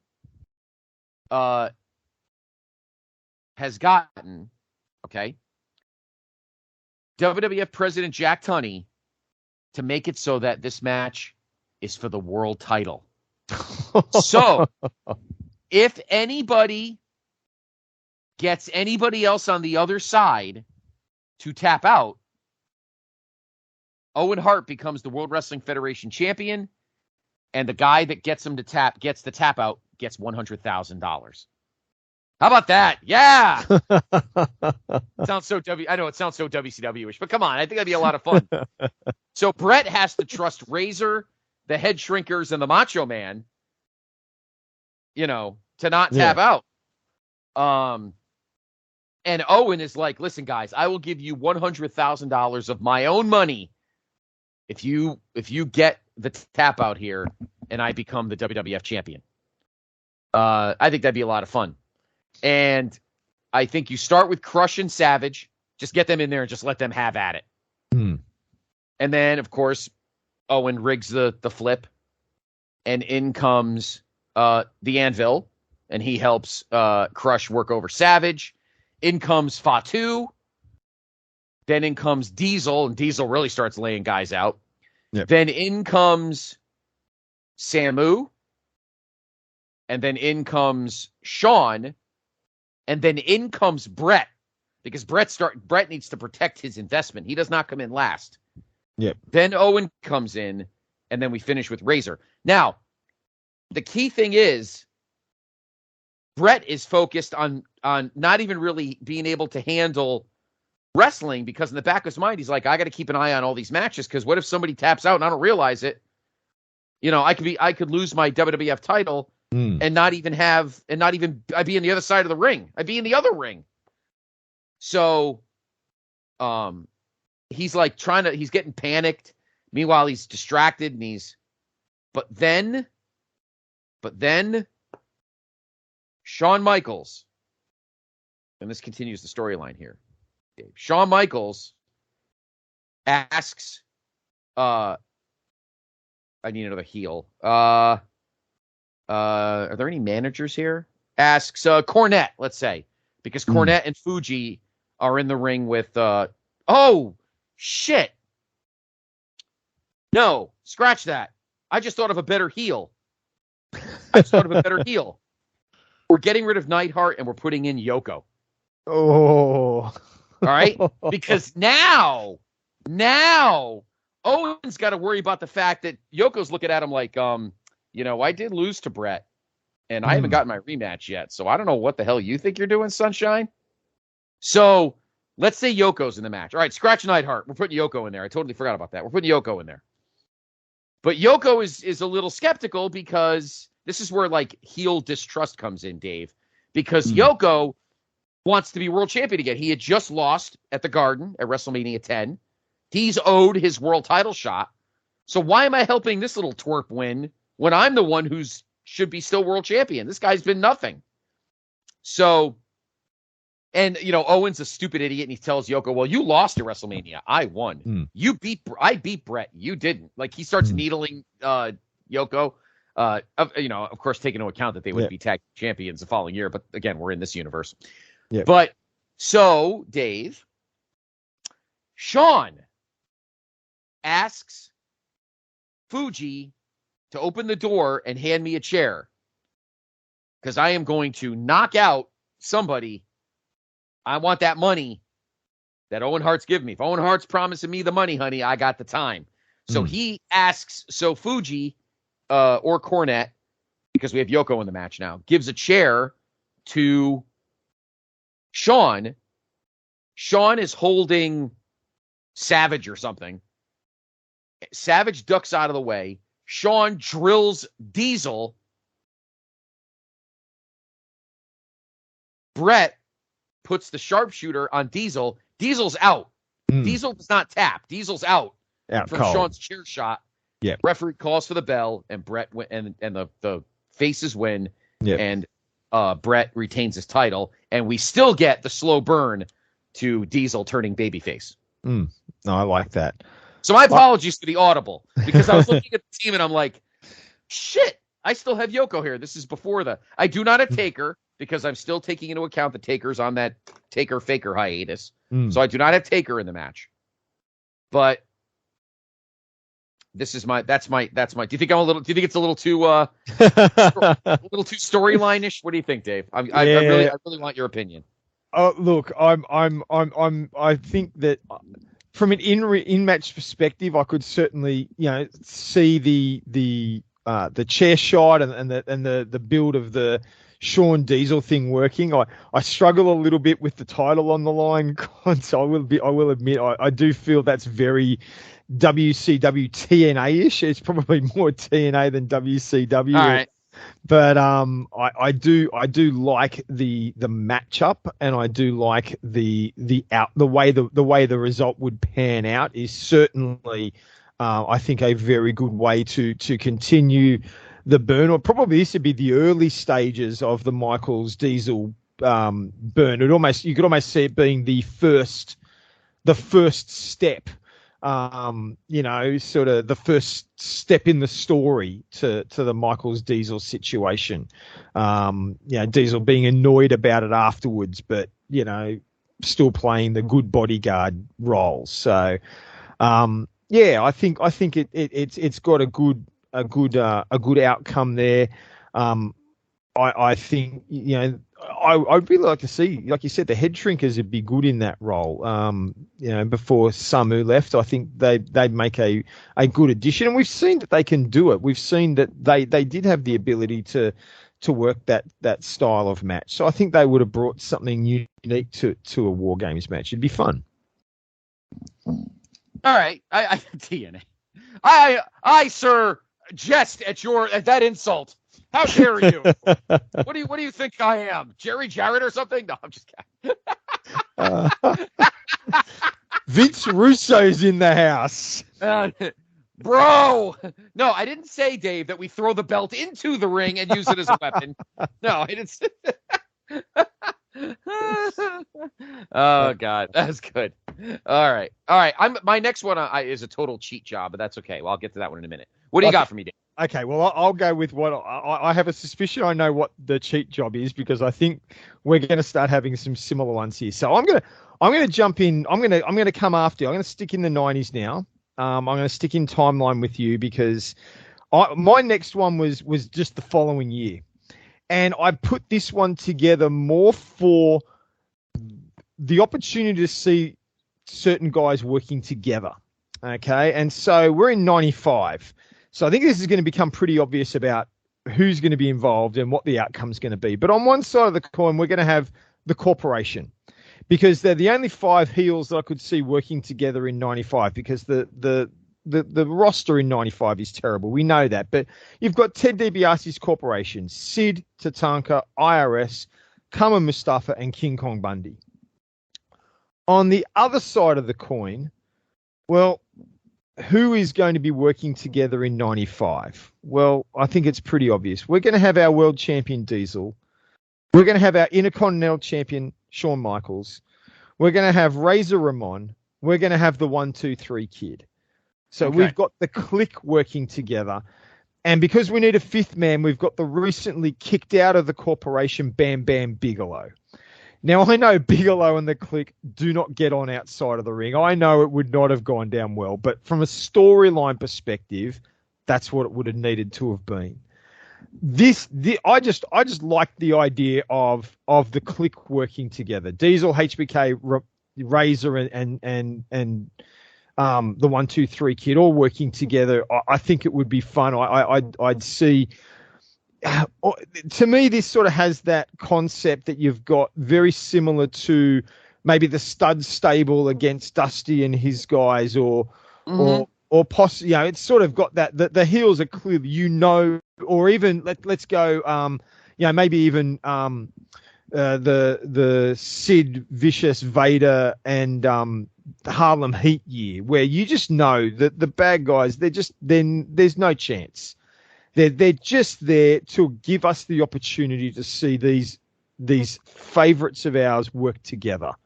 And that's what it's about. This match is about letting the Clique have some fun together. 1, 2, 3 Kid had probably started off against someone like IRS, sort of that Pillman. We were talking earlier about the Horseman versus Pillman and Sting and all that, like that Pillman style start in 91. Then you've got, you're probably bringing Razor in next, and you're probably bringing Tatanka in next. You need the workhorses in there early. Razor would come in for the good guys. Then you're going to bring in someone like Kama Mustafa, and Bam Bam Bigelow probably comes in at this point, because you want the crowd to be working up, because they want to see Diesel and Shawn getting in. You want that anticipation. Then you're probably going to send Sid in next, bring in Diesel, finish it off with Bundy coming in. Shawn comes in last, and look, this is just the opportunity for the good guys to be showcased. I think you're probably going to have Shawn put a figure 4 on someone, or to use the super kick and then pop a figure 4 on probably someone like IRS, someone who you can put a hold on and they can take the loss, and everyone expects them to give up. But I just as I said, this to me was just about getting the Clique together in the ring. I really can see them completely not even working with Bam Bam in the match. Like, Bam Bam sort of does his thing, but you really see, Diesel and Razor and Shawn and the Kid double teaming with each other and doing triple team moves with each other and just having fun and just, really trying to steal that limelight and making the match about them.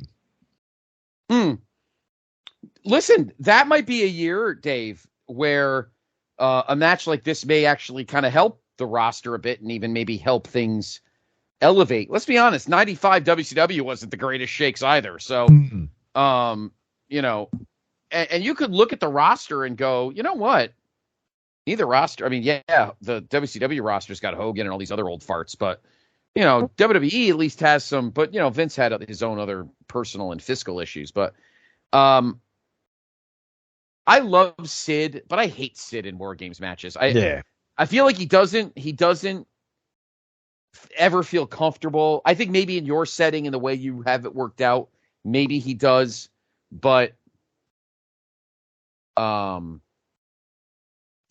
I feel like he's so awkward, and I don't think he's comfortable being in that environment where he's getting hit. Like I don't see it.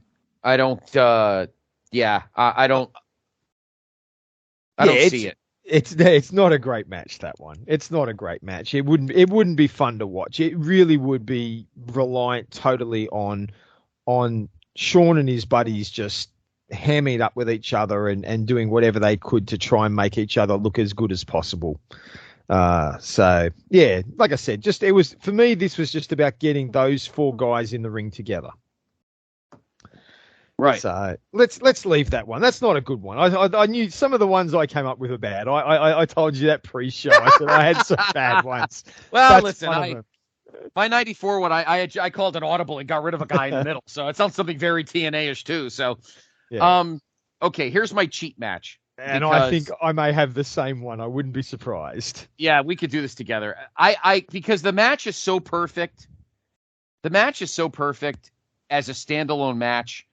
I don't see how you could not put this match in a War Game setting. And I think Dave knows exactly what match I am talking about. And that is, of course, the main event from In Your House Canadian Stampede between the Hart Foundation and the team of and Team Stone Cold. That match is just so good. We might as well just put it in a War Games match. Why not? I mean, and I leave it the same. I don't have the baby faces win. I still have the Hart Foundation win. And however, I would take it out of Calgary and I would stick it in Chicago, Baltimore, Philly. Actually, you know what? I put it in Philly because you need heel heat for this one. And if the Hart Foundation are the heels and they're going to win, you can't have it in Calgary. So I would take the match, Dave. And this one we could work on together because I'd be curious your thoughts too. I would take the match out of Calgary and stick it in like Philadelphia, where the Hart Foundation would get vociferously booed. I think you get some good heat. And I think that it would be an amazing match. I think it would end. I wouldn't book the match that much differently. Maybe I would have Austin last again. I would maybe open with, say, Goldust and Bulldog, and then put in Pillman. See, I'm gonna disagree with you on that because I think what really made that, one of the things that made that Stampede match so good was Brett and Austin kicking it off, and the nature of their feud, and the fact that these two guys can go a long time. And this is before Austin's neck injury. He could go. I would be starting it with the two of them. I can't see that Austin letting anyone else start. Like, for me, it would be very much that he just charges. He just charges in. He sees, he's just in there, like, get in here, Brett. I'm not waiting. I don't, because it was all about Austin and Brett for him. So he'd be just like, Get in here, Brett. Brett would be like, you're on, and they just go. And they start it off. I think they would start it off because it would allow them to beat the crap out of each other for a while. It then allows them to build and work the match around coming back to each other rather than holding it off.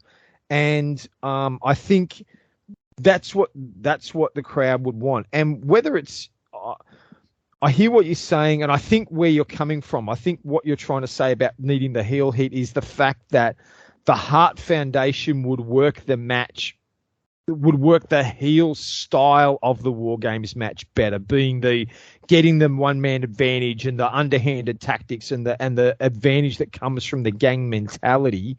That was the heel mentality of War Games. I think, is that what you're trying to say about that's why you want the Hart Foundation to be operating as heels in the match? Correct. Right. Correct.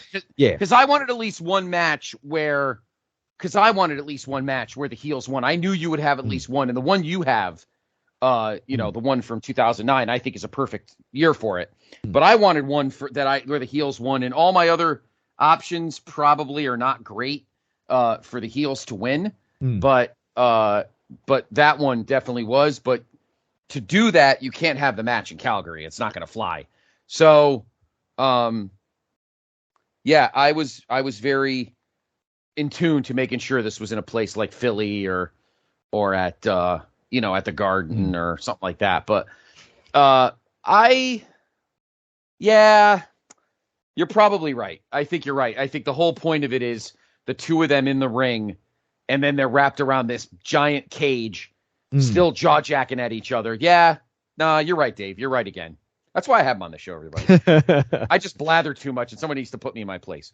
Nah, Dave, you're exactly right. I think you're right, because the linchpin of this feud is not the Hart Foundation as a collective versus this team of babyfaces as a collective. It's between Brett and Steve. It's been like that since the year before. This feud between Brett and Austin goes back to the previous, August or September when he started jawing with him. And then, he came back and they had that epic match at Survivor Series. And then they kind of wrestled through the next few months. And then, of course, they had the historically amazing match at WrestleMania 13. And then they continued through this, the spring and the summer. And then they culminate here. Yeah, you're probably right. I think it's probably smart to have Austin and Brett in the middle to start because they're the linchpins of it. It's not about, this is one of the few cases where it's not necessarily about the teams, but it's about the captains. And I think that's what this, having said that though, I didn't want to come up with another match in 97 because this was the best gang match in 97. Trust me, folks, we were not going to have a Gang Wars War Games match between Los Boricuas, the DOA, and fucking Nation. No, we were not having that. No. But you will hear from the Nation tonight. Yes. Yes. I am tipping my hand. You will hear about the Nation tonight, Mr.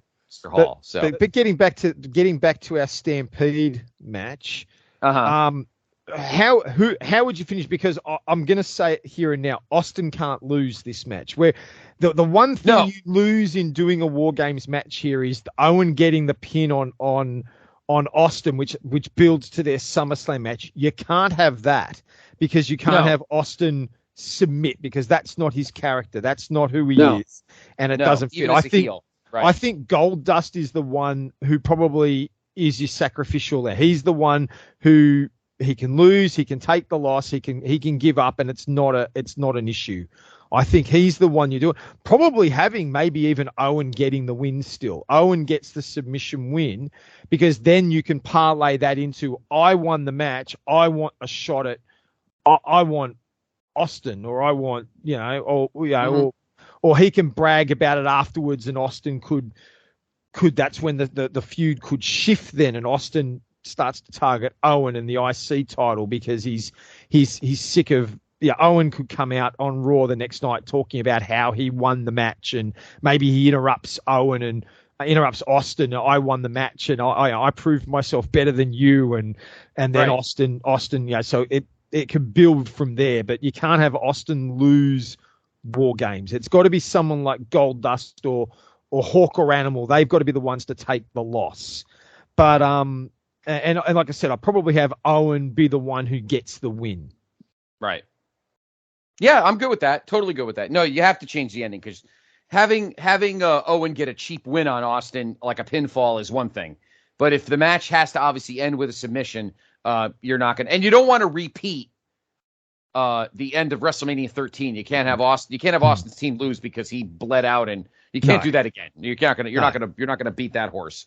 I agree. I think Owen has either maybe not Shamrock. You're probably right. It's probably got it because you're not going to do it. What you could do is you could have Austin tied up in the ropes, so you can have that angry look, like he's fighting everything he can to break out. Like you have the old arms tied in the ropes scene where he's trying everything he can to get out of the ropes, knowing that he could break up the move, but he just can't get out in time. so that you get that anger screaming Austin look, and he could break out just after the bell goes, and he could be beating on Owen, but the bell's already gone. The match is already over. Yeah. Yeah, I agree. That works perfectly. I think Goldust is really the only guy you could do it to. You're not going to have Shamrock tap. He's a submission guy. And he's only just arrived. Right. And if you're a booker, good luck telling Hawk or Animal that they're going to tap out and quit. Oh yeah, you'll be eating your lunch through a straw. And obviously Austin, you're not obviously Austin. So sorry, Dustin, you're going to have to eat this one. But again, I think this is the one case where we had a perfect match that would be a great War Games match. Yeah. I don't think there's a need to remake one for 97. And even better, if you really want to listen to me, I'm totally attitude error, and you could even have, as the referee in the Stampede, you could have Shawn Michaels. If you really wanted to stir the shit, you could have him be the one because he hates fucking Brett, but he can't screw around. You know what I'm saying? I mean, he's like, would you stop trying to overbook this, please? But I'm just saying. But yeah, I agree with you. I think that's the way you got to end it. You can't have Austin tapping out, but you do need to have Steve and Brett as the first two guys. That I agree with 100%. Yeah. All right. Well, I'm going to let you go again, because we kind of worked each other's together here. So what do you have? Well, I have a suspicion that we may have something similar for the next year as well, because you mentioned before that we were going to see someone appearing, and would I be right in thinking that you've got that happening in 1998? I indeed have it in 1998. So I think we're heading in the same direction, because I think in 1998 we're going to see the Battle of the Factions. Yes. When D-Generation X go head-to-head in War Games against the Nation of Domination. Correct. So, yes. Yep. I had this as a four-man, like a four-man on each team War Games. Did you put China in, or did you keep it to just the men? I actually had China in. Okay, and that works either way. I can see that working as well. So so obviously DX being Triple H, X-Pac, Badass Billy Gunn, the Road Dogg, and China. And for the Nation, I'm assuming we're running with the version of The Rock, D'Lo Brown, Kama Mustafa, Mark Henry, and Owen Hart. Am I right? Correct. Yes. So, yeah. So good call, sir. Yep. Yeah. So great minds think alike. You can tell when we're all on the same page here. We make a good War Games match, and I almost see this being in that SummerSlam time. Maybe instead of the Triple H Rock, Matt, you could almost hit this in that SummerSlam time period or just before. So that's sort of my thought process. You want this at the height of the DX Nation feud, when DX were firmly entrenched as babyfaces, not the early, not sort of that Judgment Day time period where DX were still just finding their feet. You want them at the real peak of having gone full babyface. Right, exactly. I mean, obviously The Rock tries to shine in this match. Maybe he makes some young, dumb mistakes. I almost think, I feel like you could even spin this to heel. The heels could even maybe win this match if they maybe get China separated or isolated. That'd work, because especially The Rock's character, he wouldn't care to beat on China. He wouldn't. Right. He wouldn't. And this would be one of China's first ever steps in the ring. Like, right.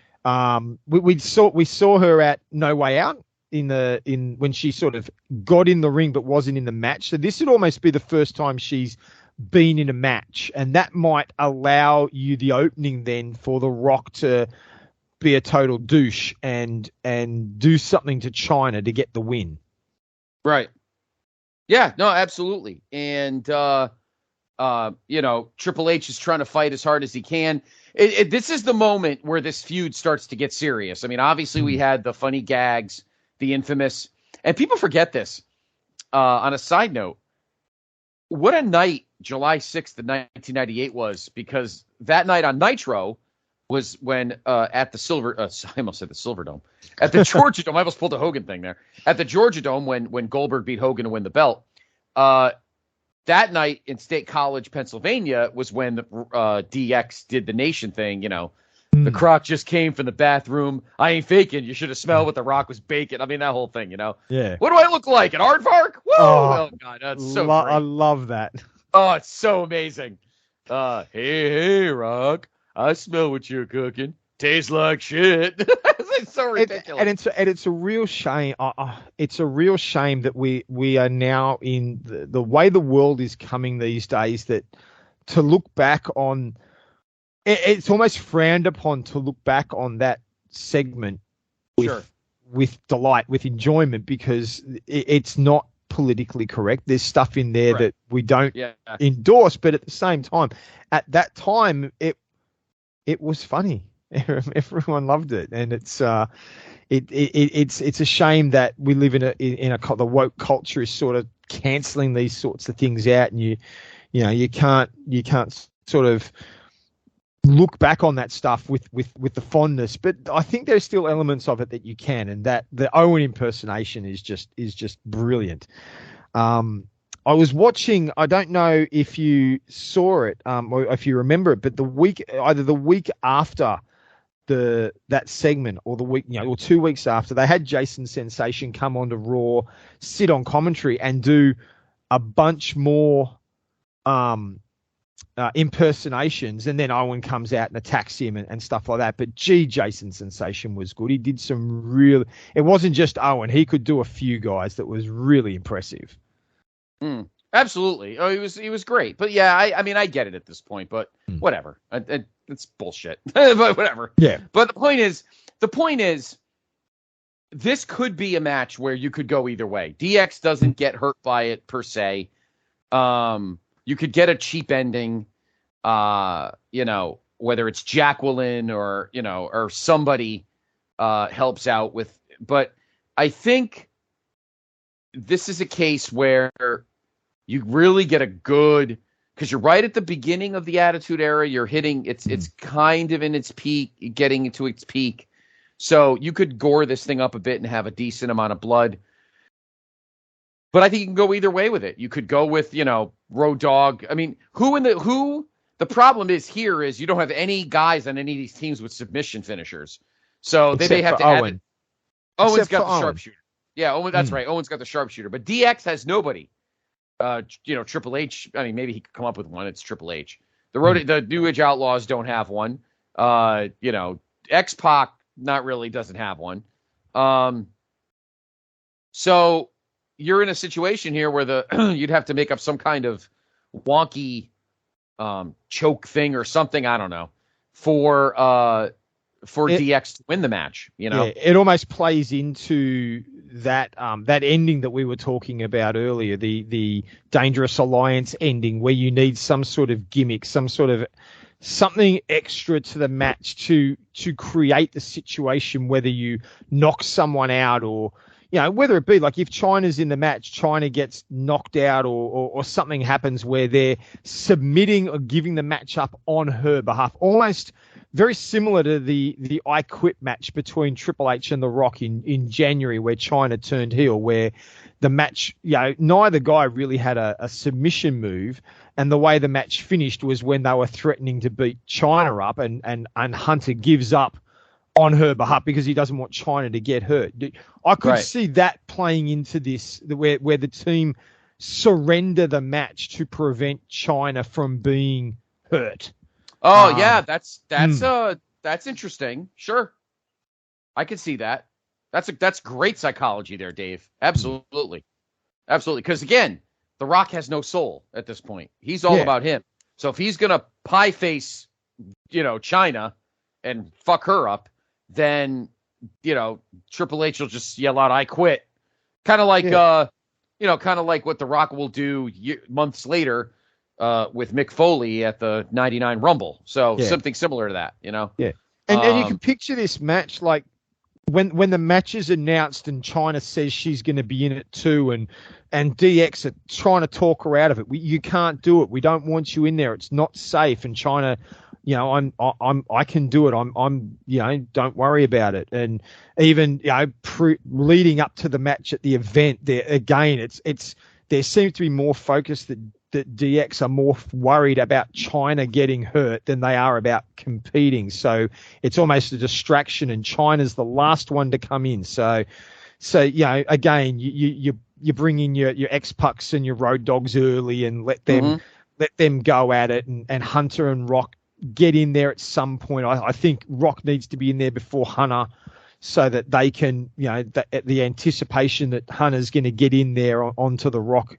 happens. But China's the last one in the ring, and she can come in and get some elbows and low blows, and everyone feels that it's going their way. But then, you know, that's with, like I said, Rock with no conscience. He manages to isolate China, and they're doing, you know, maybe X-Puck's been beaten in the corner and he's out cold or whatever, you know, so that the nation have got an intentional overlap where DX just can't stop Rock from, he wants to pile drive China, or he's going to do, you know, he's got her in some sort of, or, you know, maybe Mark Henry's got her in a bear hug and or in the, you know, half a bear hug with Rock saying, you know, give it up, or he's gonna break her back or something like that. And as I said, yeah, they give up to prevent China from being hurt.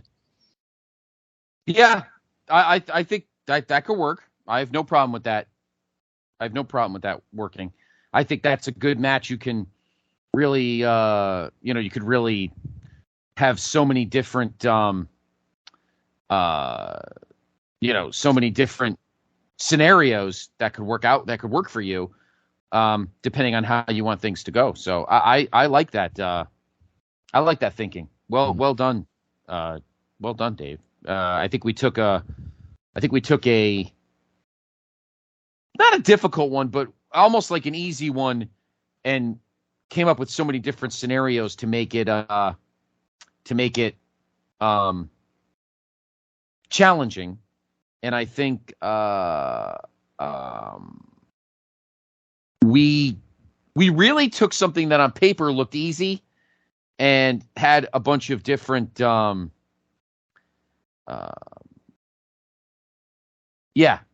made different. I'm trying to get my words on it. That's different storytelling based on however you want things to go afterwards, if that makes any sense. And I think we did that there. And again, the Attitude Era, it's so wide open that we could go anywhere with it, really. So I like that, Dave. That was a good one. I'm glad. See, I knew you and I had a feeling. I didn't think you were going to do this one. I knew you were going to do the Canadian Stampede one because we kind of alluded to it in our pre-production talks, but our chats. But I didn't think you were going to match me on 98. I'm very impressed because I don't have one for 99, and I'm thinking about them like Corporation. But at that time, Austin really didn't have any friends. So what kind of team would he have? Like 99, logistically, 99 just didn't fit a War Games match, you know? But 98 definitely did. And the year I have coming up did as well. I have one left.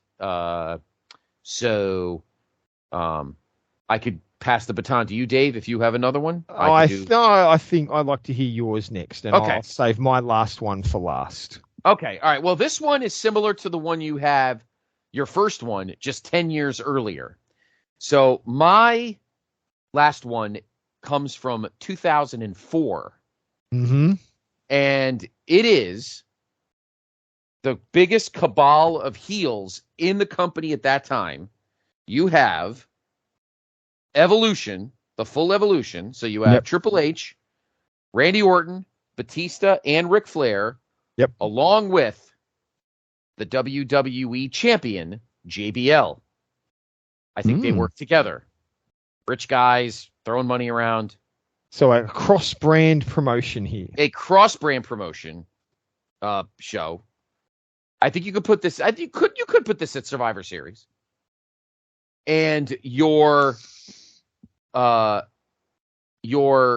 team, your babyface team is Chris Benoit, Eddie Guerrero, Shawn Michaels, Edge, and a guy whose name we have not said once tonight, The Undertaker. Yeah. I think you have all the guys Triple H hates, plus the two guys that JBL hates. And Edge, this is kind of the Edge turning heel thing. So this is another case where you could probably get away with the heels winning, because this is when Edge could turn on, say, Eddie or Shawn. I think you open with, say, I have a couple of scenarios here. Batista and Taker. That'd be a good open to begin what would end up being an amazing feud 3 years later. They go back and forth. Heels get the edge, so in comes Orton, and him and Batista work over Taker. In comes Shawn. Then in comes Flair. And then JBL and Triple H start arguing over who goes next. The referee tells them, would you fucking pick somebody? And JBL goes, fine. So JBL goes in. And then Benoit comes in, and he doesn't even fight the other guys. He's staring at Triple H. Get your ass in here. I don't even care about the clock. Just get in here. And Triple H, of course, with his beautiful bouffant blonde hair, he finally comes in, and then Taker comes in. And then this is where, I know, Dave, another storyline swerve. I think this is where Edge spears Shawn into the side of the cage and kind of knocks him cold. Triple H puts on the Indian Deathlock, and Shawn is out. And Evolution and JBL win. And I think this is where Edge begins his heel turn in 2004. He can cut a promo saying, I'm tired of being, in the shadows of all these guys. I've beaten all of you at some point, and you all got, Edge went on his whole tirade. You all got shots before I did, and blah, blah, blah, blah, and all that. So, so I think the match ends. I think it's a fun brawl. Maybe not bloody or anything. You got a lot of big dudes in there, but I think Edge decides to turn. He spears Shawn into the side of the cage, and then Triple H puts on the Indian Deathlock and gets Shawn either to tap or Shawn's kind of half fading. Kind of like what they had at Survivor Series 03 when Shawn was fighting for Austin on the show, and he tries to fight as long as he can, and he ends up finally losing. And Shawn's looking at Steve, and Steve's like kind of disappointed, but Shawn's bleeding like fucking crazy. And similar to that. Yeah. But that's I think that's could be a fun, hot match, because you've got annoying heel Triple H, and I admit that. And JBL WWE champion, who at that moment people are like, why the fuck is this guy world champion? And then all these beloved baby faces, Eddie, Benoit, Shawn, Taker, like all these faces everybody loves. And then Edge, that weaselly little shit, goes into business for himself and helps Evolution and JBL win the match. That's what do you think? I like that. I like the Edge, having the Edge turn in the match. I think it would be a really good time to have the turn.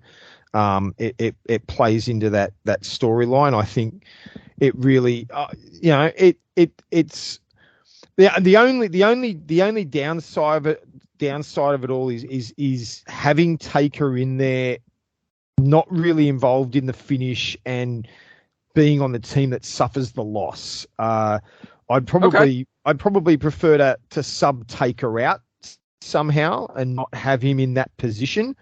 But all right. Let me say this to you, Dave. Let me say this to you. That's okay, because I had put Taker in last minute. I had other names in there.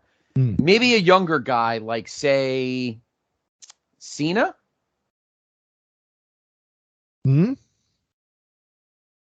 Yeah, in '04, Cena, yeah, I mean, he certainly tie in with JBL and the build that they're going to do there. Yep. And yeah, that might be a better way to go. Okay. All right. I was just looking for maybe a little extra star power in the match. But logistically, you're probably not wrong. Putting Taker in a match where he probably isn't even really needed in the general scheme of things, you're probably right. Yeah, you're probably right. Yeah. All right, Dave. You got me. Wow, Dave's just totally maybe, man, it must have been the Mets losing. I don't know.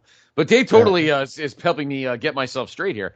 But yeah, I mean, again, I was putting Taker in for the for kind of the star power thing, but you're probably right. It's probably unnecessary to stick him in there. It probably wouldn't really help anything. Especially going with the Evolution victory. And I think Evolution would need to win in '04. I think that time period just sits right there for Evolution to get the win. So it's certainly, probably one that Taker's on there, and the time period, the finish is exactly what it needs to be. It's that time period where Hunter's gonna get the win, and he's gonna get the win for his team. So I'm all for that, and I have to say I'm all for it because I had a very similar match on my list.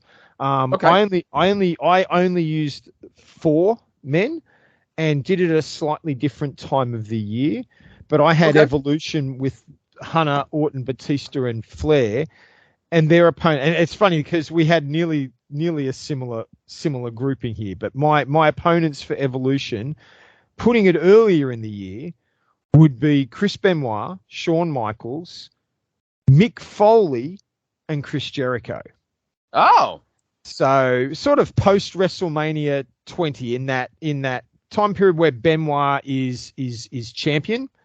Okay. I like the idea of Benoit and Shawn having to work on the same team, despite the fact that, he's recently lost matches to Benoit. I like, this sort of allows you to tie in the Foley element with Randy Orton. And Jericho was just sort of, to me, it was I didn't want to bring Rock in again. Jericho was sort of the good guy who probably fit the match that would work. But I saw this in a very similar light, being Evolution getting the victory in the team mentality thing. Probably Orton getting it over Foley, and I don't know how they would I guess Foley being a bit older, you can probably have him submit and it be considered okay.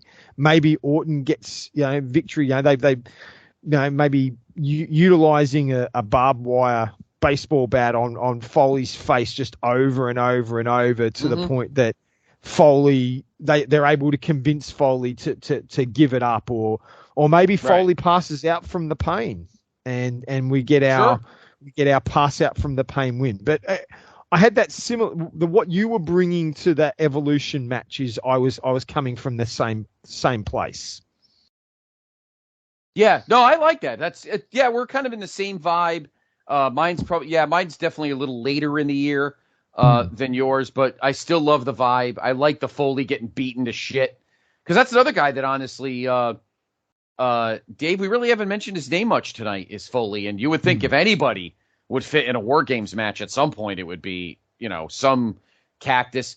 Had I was trying to think of a good War Games match for 2000. Maybe like Rock, Cactus Jack, and something like that. Maybe Jericho or whatever, with like the evil DX kind of thing. But it wasn't jiving for me. I wasn't feeling it. But I like this '04 one, and maybe Orton is the one that does it to Foley. You put Orton over, kind of similar to Orton winning the match at Backlash. Similar situation where he puts over, or Foley puts Orton over in the match, with the bat. I mean, if that's where you're kind of going with it, that could be interesting.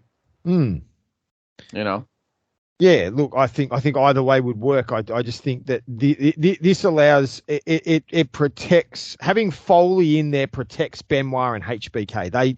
They don't have to suffer the loss, but it's sort of that, with the gang mentality, you're not breaking Evolution up yet. You want to keep Evolution strong, especially when Hunter's lost that title and they've sort of suffered a couple of losses. It's an opportunity to rebuild Evolution, and maybe you can start to, by having Orton get the win, that starts to push him, catapult him into that. Well, he maybe gets the SummerSlam title shot because he won War Games, and Hunter's not happy that Orton disobeys orders during the match. Hunter wants Orton to let him. Hunter wants to be the one to get the move on to maybe get the victory, but Orton is doing it himself and isn't maybe listening to Hunter as much as Hunter wants, and so you can sow the seeds for the turn on Orton in a match like this, and yet still have them win. Right. Yeah. No. Exactly. Yeah. You could go either way with that, and I think it's a good. In Evolution's, that's just an awesome team of guys that could battle in a cage atmosphere. So. Yeah. I like our choices tonight, Dave. All right, we probably each had a couple of stinkers. I think our 94 and 95s, I think we did the best we could with not a lot to work with. So I'm giving us passes on those. But I think my favorite one that I picked that I did tonight, I think I really love that 85 one. I could just imagine MSG melting during that when the heels are beating the shit out of everybody, and Andre's half out cold, and Hogan's spitting up blood in the back, and I don't know, something about that one. That's something about that one special. But I gotta say, we came up with some doozies tonight. We really did. I wish I had a video game that I could make. I have to get a bunch of creative wrestlers, a bunch of cause, and make a bunch of things. What a great show tonight! I thoroughly enjoyed it. Dave, where can everyone find you in the ether? Everyone can find me lurking around on Facebook. I'm lurking around the forums, the Place to Be Nation page, and you'll find me around. I'm Dave Hall. Hit me up, message me. Love to chat. Love to connect with people. Love to hear your ideas. Please feel free to pop some ideas out there and let us know what you might like to see in some future episodes.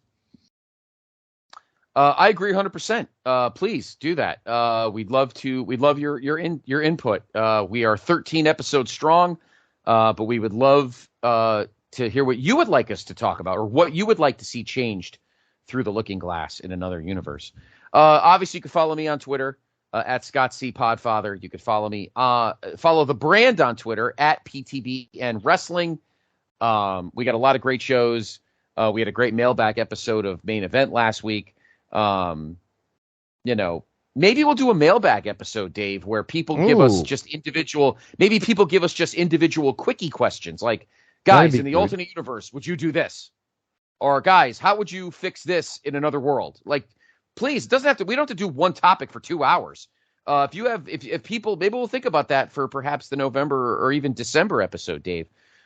Maybe if anybody just has a quickie question, like, guys, would you rebook SummerSlam 90 or something or whatever, or what if Brutus Beefcake didn't smash his face parasailing or whatever, anything like that, or, that could be really good for Chris, almost like a Christmas present, a December episode. What with the presents, it'd be really cool if we could get some of those. So we encourage you, send some ideas through, send some questions through. Yeah, please do. Send them to us at PTBN Wrestling. You can private message them through there. I follow, many of us follow handle the Twitter, and we'll take a look at them. So maybe looking ahead, maybe that'll be our December episode. We'll do some mailbags, some quick hits. We don't, Dave and I have obviously taken one topic and go for, in this case, once again, 2 unbelievably great hours. But maybe this time we do a nice Christmas episode where we pick your quickie choices and just a question that would require, maybe like a 10-minute discussion. And then we move on to another one. We do multiple topics over a night. I think that'd be awesome. Yeah. I think let's do that. So So Dave and I will have an episode set. Well, obviously we're going to have an episode every month, but we'll have a specific topic set for our November episode. But let's plan that for our December episode, where you give us some of your alternate questions on what you think would be good through the looking glass, if something specific. It doesn't have to be WWE. It could be anything. WCW, TNA, ROH, I don't know, Crockett, AWA, I don't care. World Class, what would happen if all the Von Erichs lived? I don't know, whatever you want. Anything. What if none of them killed them? What if none of them died? What if Memphis didn't buy them? Whatever. What if they didn't stay in? What if they all stayed in business? I don't know. Whatever. Anything you want to ask, Dave and I will chew the fat on it and come up with some type of amazingly crazy answer for you. So maybe we'll do that we'll remind get them in your head. We'll remind you again next month in our November episode, and then we'll have them ready for you, and we'll have a great Christmas episode to end 2022 with kind of a mailback episode of your thinking of your guys' questions on what you would like to see if you could go to another universe and maybe your favorite guy or gal or whatever, something changes. Let's do that. Yep. Dave, always a pleasure. I'm sorry about the Sydney Swans. That's the only Australian rules football team I remember when I was a kid was the Sydney Swans. So they used to always be on ESPN. So, but anyway, Dave's the best. Thank you, Dave. It is always a pleasure. I look forward to chatting you again next month with another great episode. Everybody have a great month. Enjoy. Happy Halloween. Don't eat too much candy. Watch a ton of horror movies, and we will talk to you in November through the looking glass.